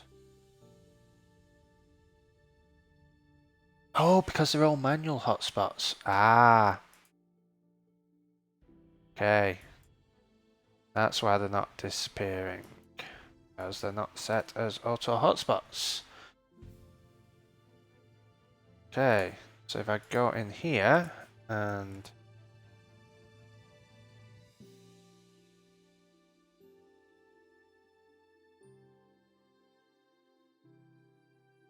those. Go in here. And delete all those.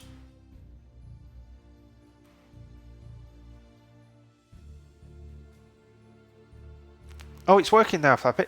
Oh, good. What was it that happened? Did you just have to basically delete all of your stuff locally and download it fresh? This is like your certificates and everything, or?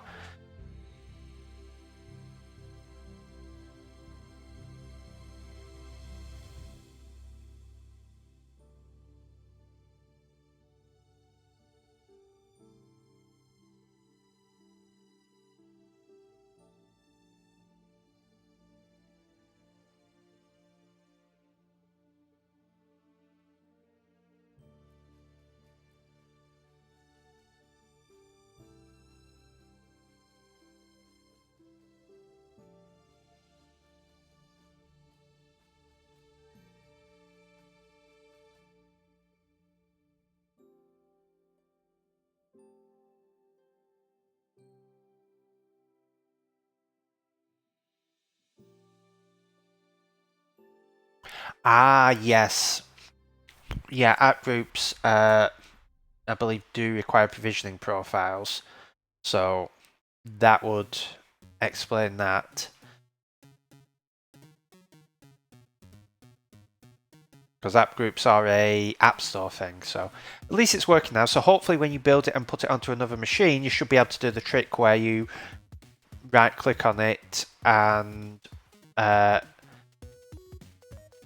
if you right click and open, then it should give you the option to open, hopefully.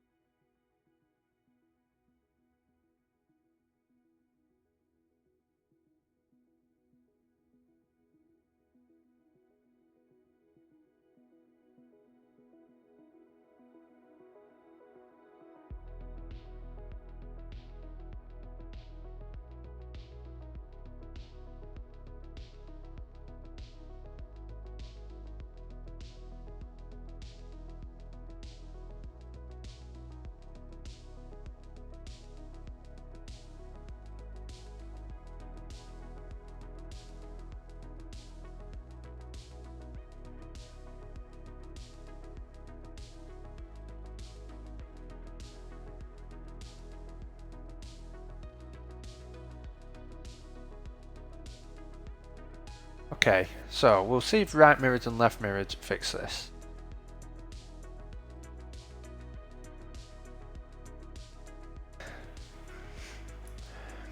Alright, if we turn to the right, turn to the left. No. Okay, let's tweak this. Let's just do this the wrong way around then.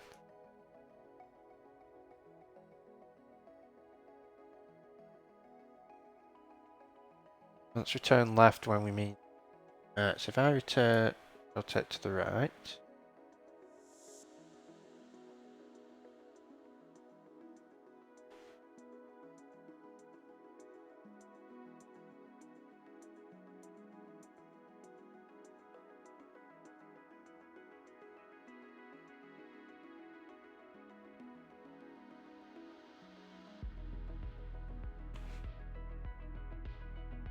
Okay, so it's finding it, but it's finding it there?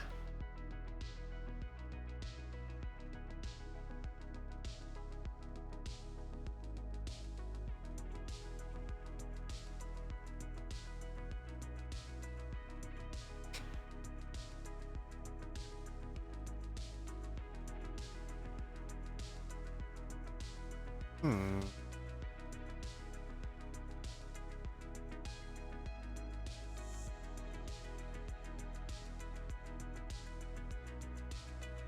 So you got your 0th column at the top and on the left, which is up. Okay. If you rotate to the right, the 0th column, 0th row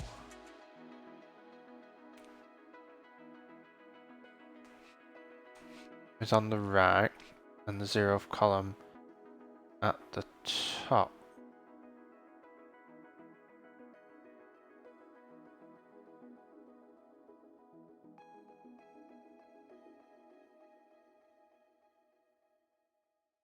Row is on the left and bottom.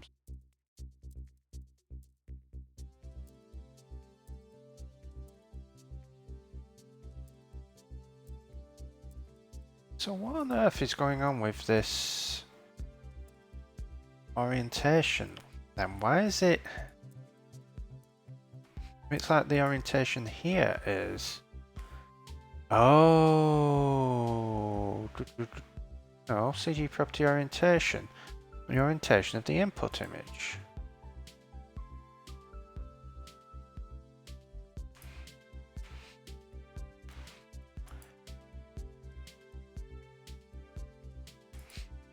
Just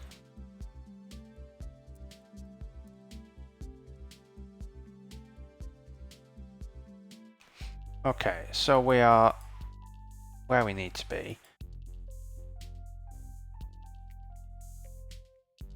Let's rotate to the right. CG image. Okay, so that's been rotated to the right.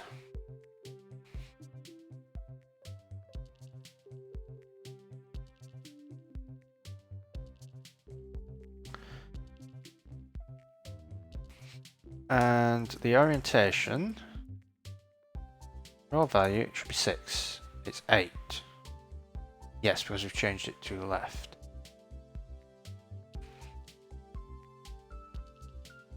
Okay. Well, let it go around there. Okay, that's found a bunch of weird stuff.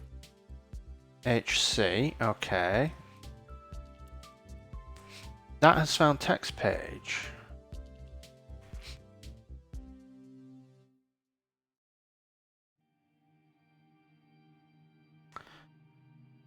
What? Right, just... I have printed out the image content orientation row value. That is 8. 1, 2, 3, 4, 5, 6, 7, 8. That is left. I'm not going... Like... I'm not that ill that I'm reading that wrong. That is left. So if I just had this and drag this over here, and I also haven't gone wrong, that has been rotated to the right. Yeah, it's been rotated clockwise.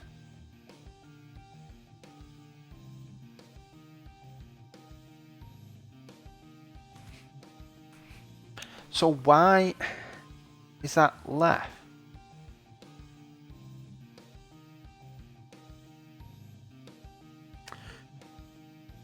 Like,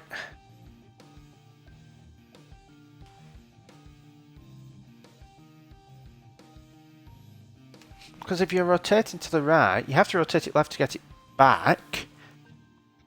But it's asking you for the orientation of the image, not the orientation you need to do to get it back to where you can read the text. So that's rotated to the right. So how come it's reading it only if it's right? Vision framework. Let's have a look. See. VN image request handler.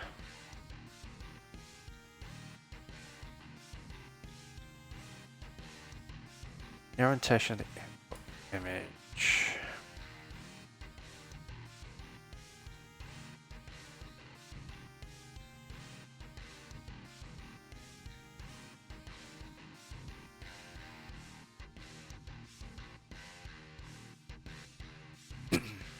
Okay, let's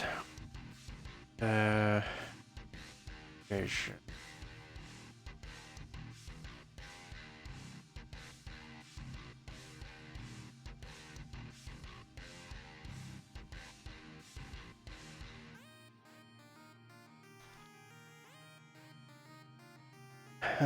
Recognizing text and images. To recognize text on document. Okay, explain. Text. Oh, so it all works, runs in the VM. That's good to hear, Flappy. So hopefully you are all sorted for the future then. It's actually getting the app out there is such a pain at the best of times, and Apple does not make it easier for you.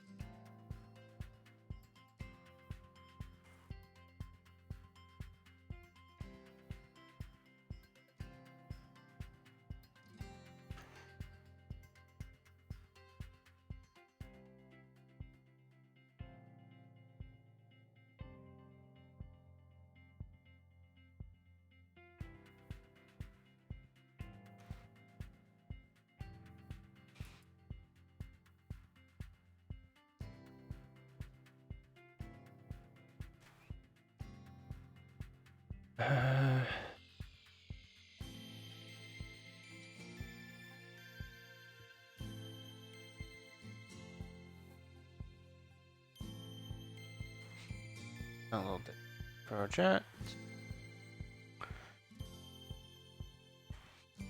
Compress it. Open it in.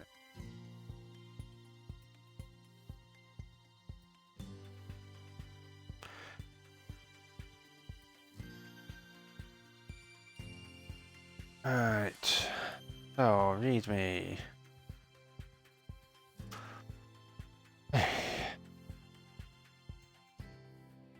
Text data source.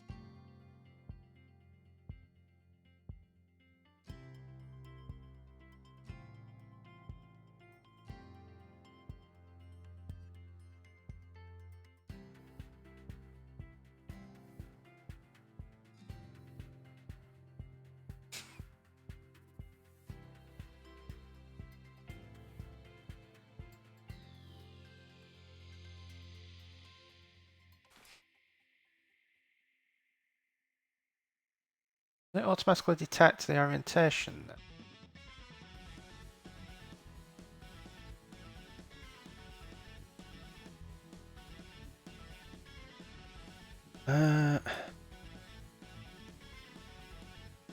If I was to... Text code gone. I disable breakpoints and up.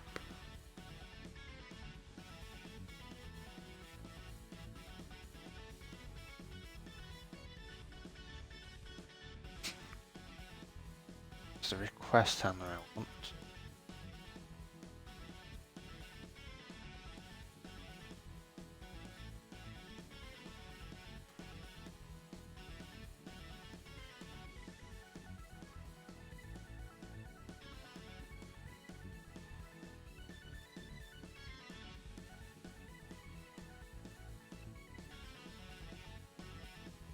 Okay, so if I get rid of that,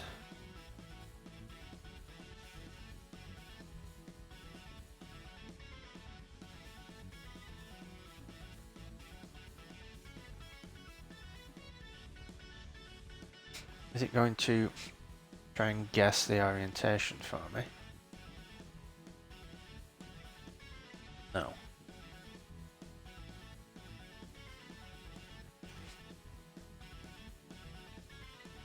So it works just if I give it the wrong value. Right.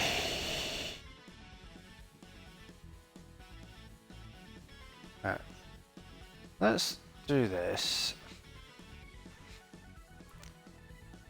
This is always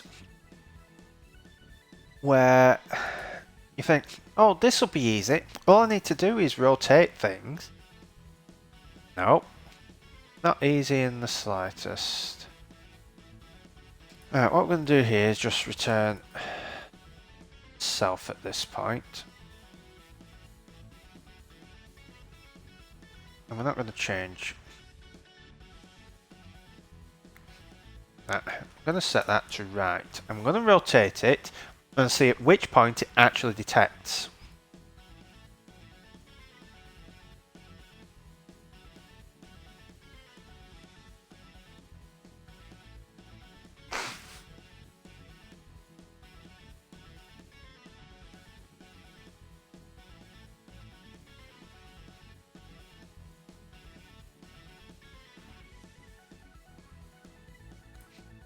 Right, and we also want to print out what we are detecting. Where is our image page? Link manager.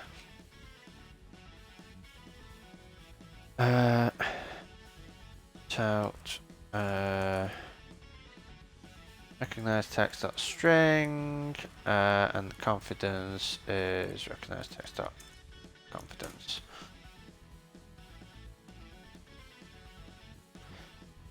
Hey,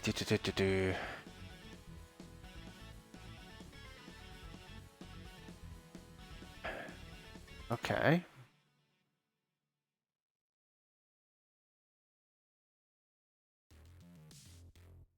So that's found in image page.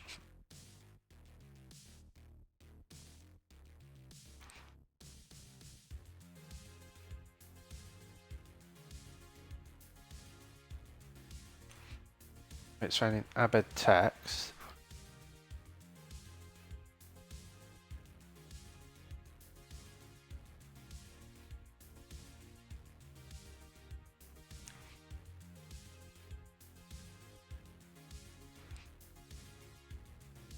That is sounding nothing.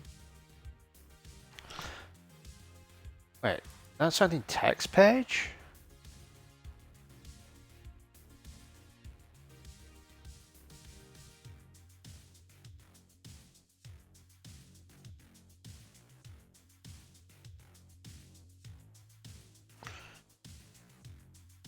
So if it's upside down and you set the orientation to right, it can perfectly detect text page from that, but not image page. But if it's rotated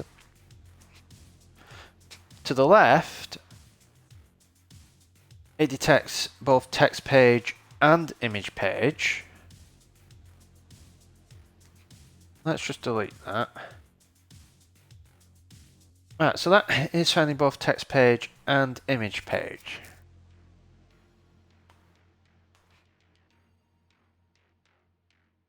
That is just finding image page. That's finding text page. Okay.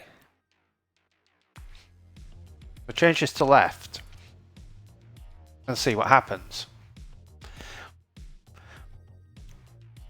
We are all learning new things here. Left is not left. Right is not right.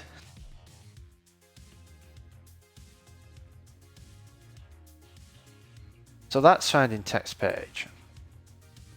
If you rotate it to the right, but the orientation is left. Okay. So if I set it to down, at which point will it actually detect things correctly?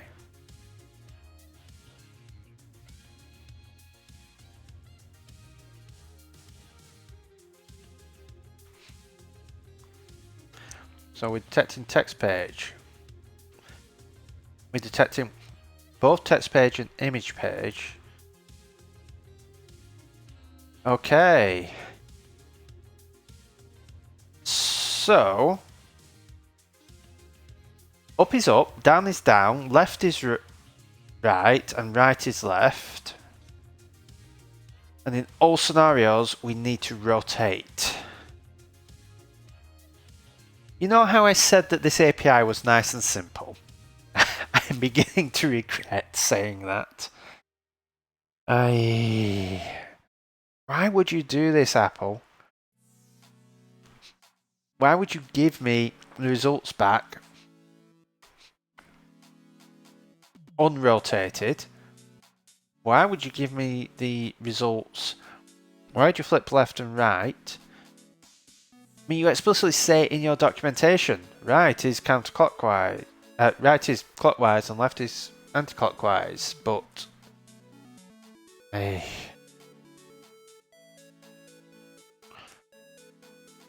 this is a pain. The rotating the hotspots is not that big of a deal, because I effectively have it rotated by. So let's change that to right, that to left.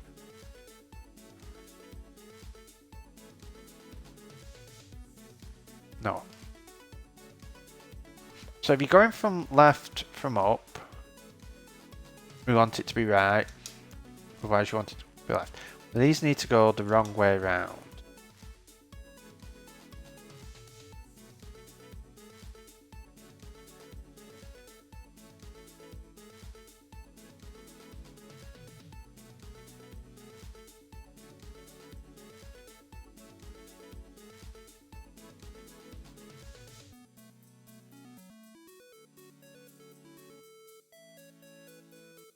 Alright, so let's see if... Oh, let's just stop that. We want that to be up.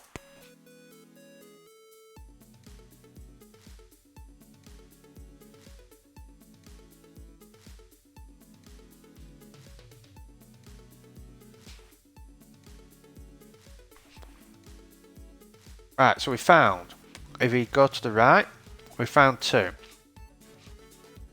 Upside down, we found nothing. Found nothing.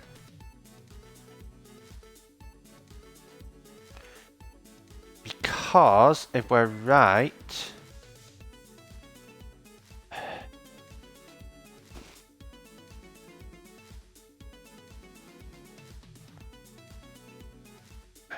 these need to be down and these need to be up.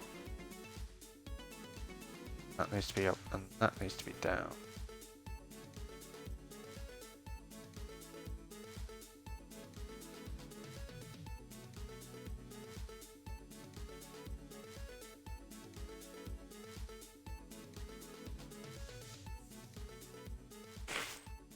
It would be nice if Apple at some point picked one coordinate space and kept with it, but they changed it multiple times. Okay, so we'll go there, make sure that's there, and then we'll restart. No, quit.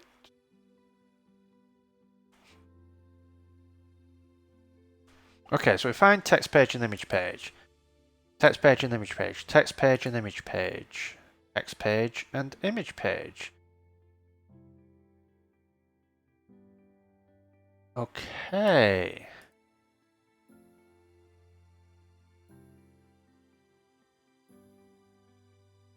So, next thing is in our image link finder.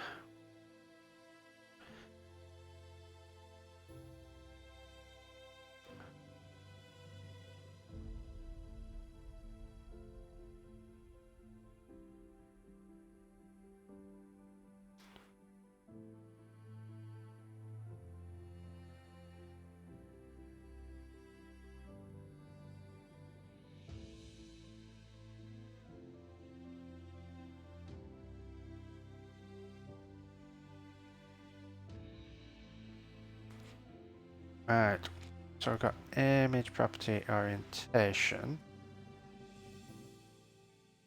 Up here, image size, orientation is going to be image content, the orientation. And then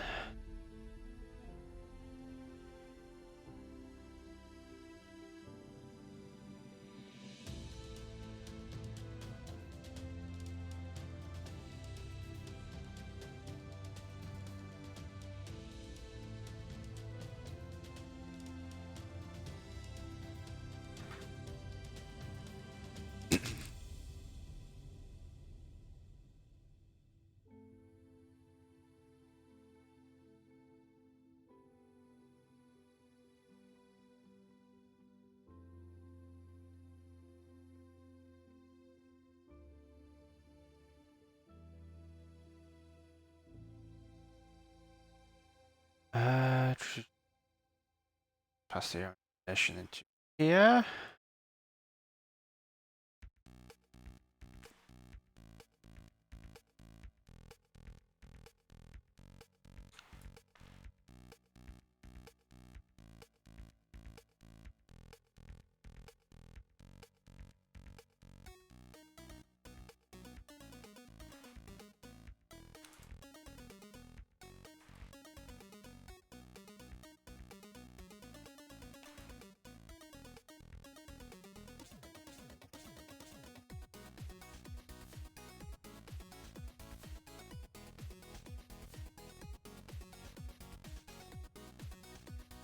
Okay, so we care about down, we care about left, we care about right. And in default, we're just going to break because we don't need to change anything.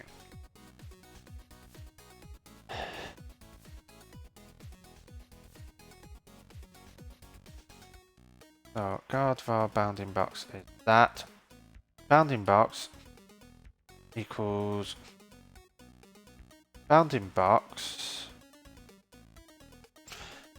rotated by double dot I radians around bounding box dot midpoint.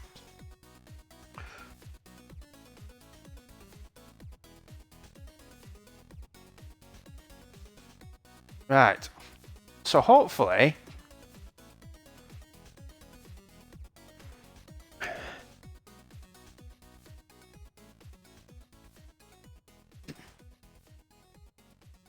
so I think that's minus pi over 2 and that's pi over 2, or it's going to be the other way around. I have no idea what coordinate space we're in at the moment.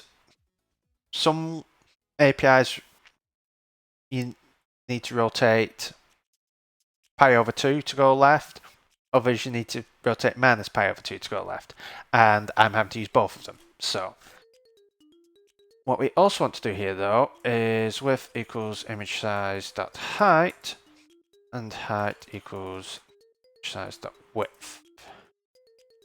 Actually, is there a width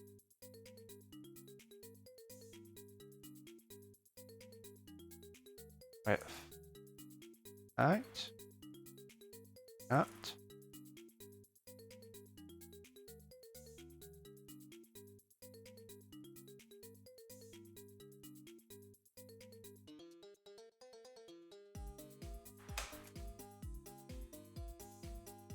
Right, let's see what happens now. So that has found. Rotate. Rotate, okay.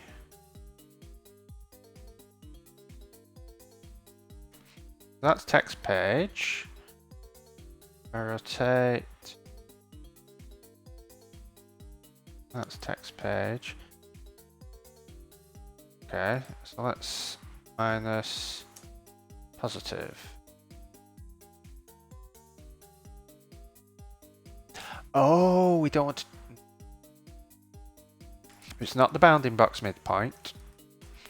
It is image size dot to a. It is 0.5, 0.5, because these are between 0 and 1.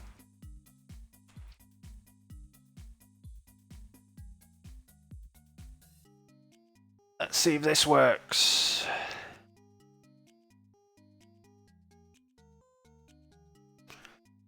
Rotate to the right. No. Yes. No. Okay. Minus double over pi. Double. Oh. Minus pi over 2 and pi over 2. Do it that way.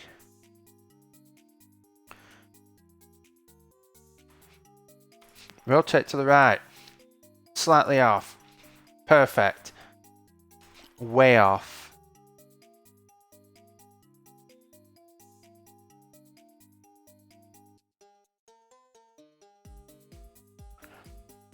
Do we want to swap these?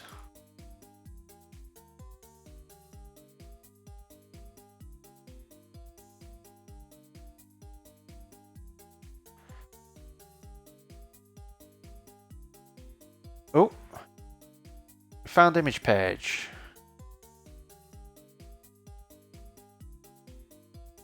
Let's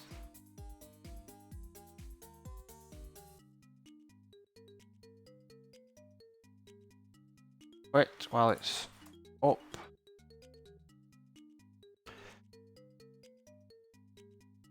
Okay. Okay. Okay. It works.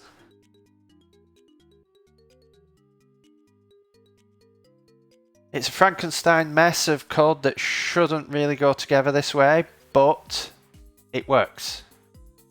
So the last thing to do is actually store that orientation. Image, page, content, and that is easy to do.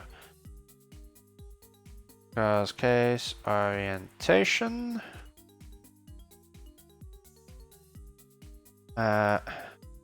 Metadata.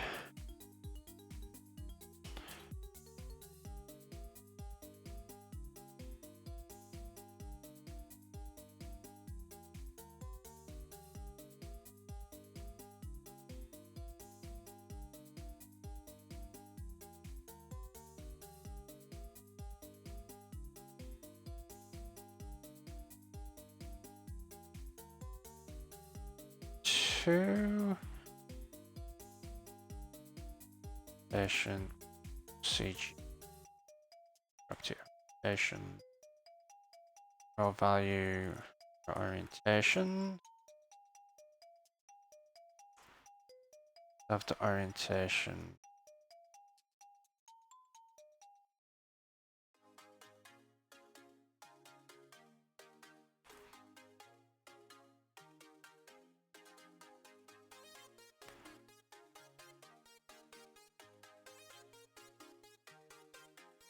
Okay, so this is the last thing to make sure works. We rotate to the right, we quit, we run. Is it going to work? Yes, and then we should be able to go there, and it works, and there, and it works, and there, and it works. It works! Woohoo! Victory over the code this day.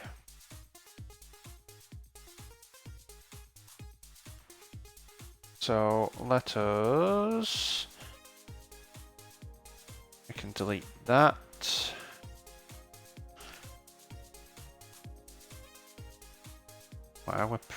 There it is. Alright, let's just check through this code. While it's in my head, I'm gonna make sure I write down anything important.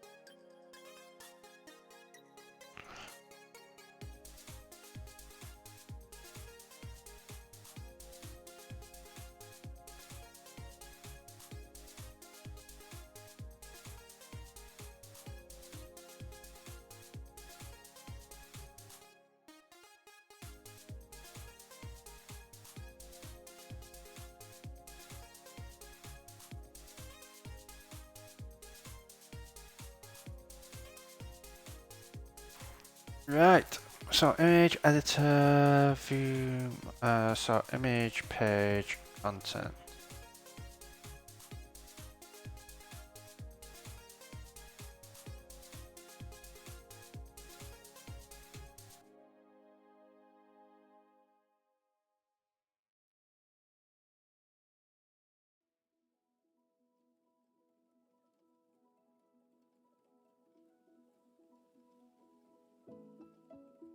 So structured wheelie.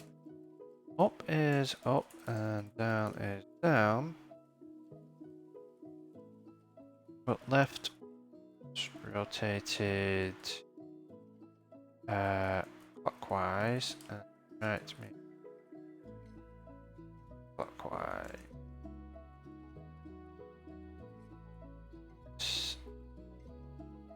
Backwards, but it's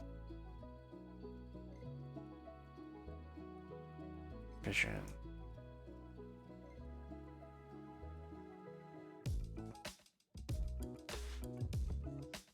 Okay, let us commit that.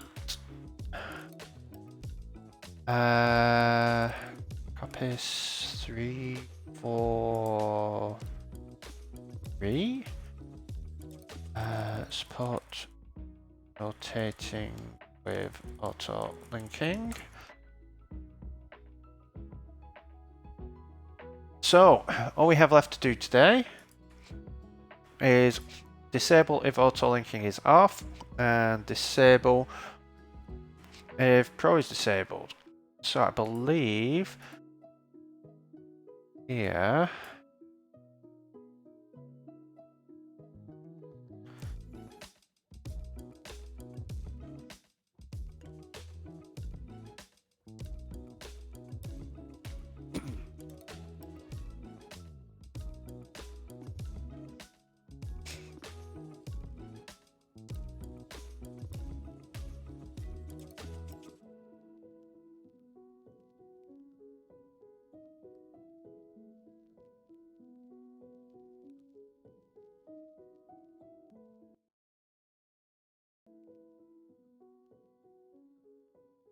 right.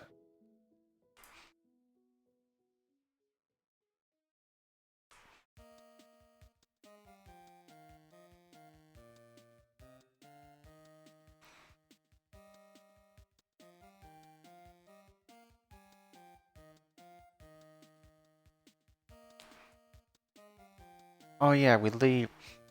So text pages will leave any auto-linked stuff on, we just don't update them again. Okay, that makes it easier. Image link page manager.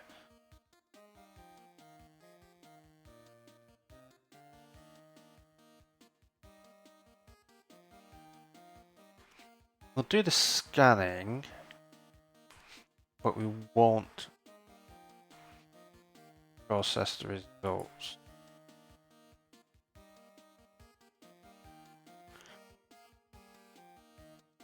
Oh no, we want to process the results. It's here. Guard defaults. Standard bool for key. All linking text page is enabled and soft.is pro enabled, else turn.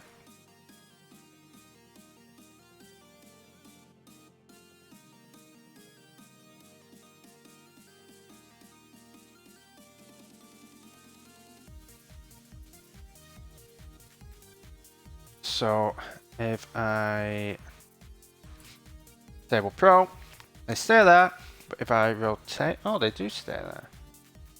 Oh, they're doing it manually. Okay, we have enable pro. We update that to text pages. Okay, now if pro is disabled and I change that back to text page,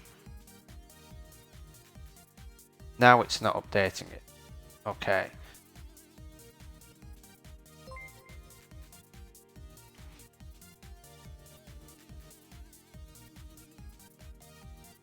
And right, do that, but check, nope, not check for updates. Yeah, okay, that failed. Thanks for the follow, Detroit Real TV. Hope you're doing well today and hope you're enjoying the stream. Go into preferences, disable auto detect page title.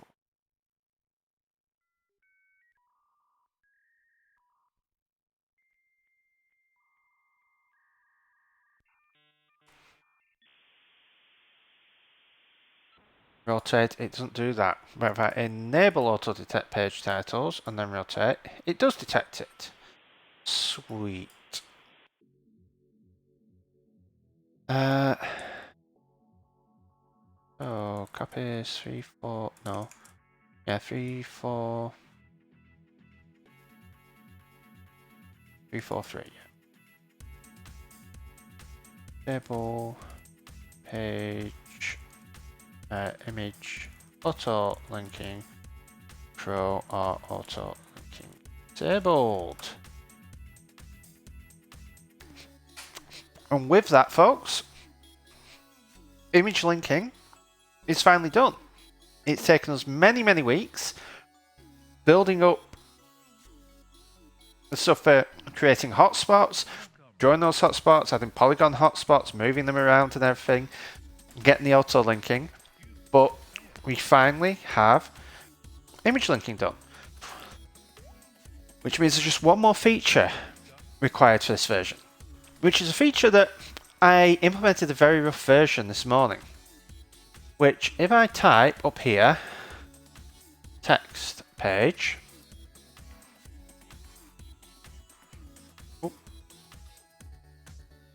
you see here, it says it's finding this thing here. If I was to type in sinister, you see it's finding this here because we are actually indexing the text here. We're storing it and we're searching through it.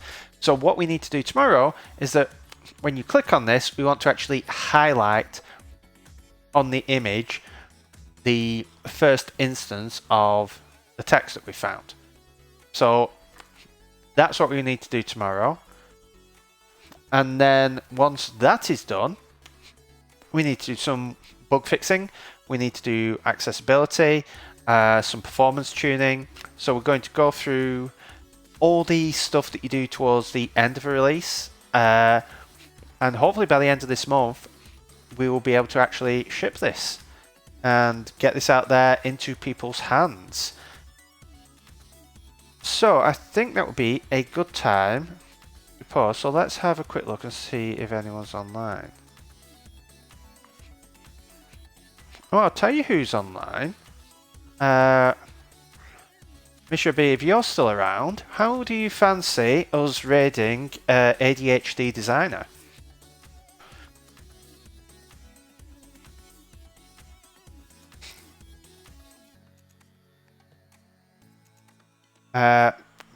She's a designer who I've been following past few weeks on Twitch, and she does co-working streams. So she does app design. So I think let's see if we can give her a raid.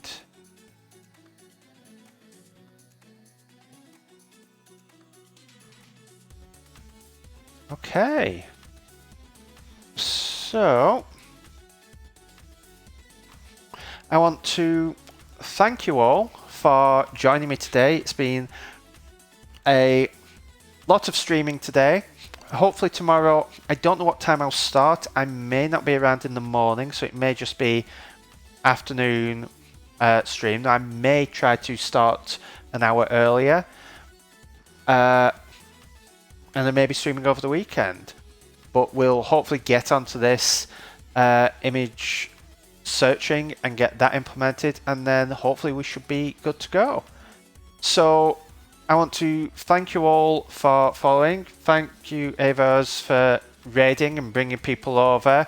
Thank you, everyone, for chatting, and I hope you have a good rest of your day.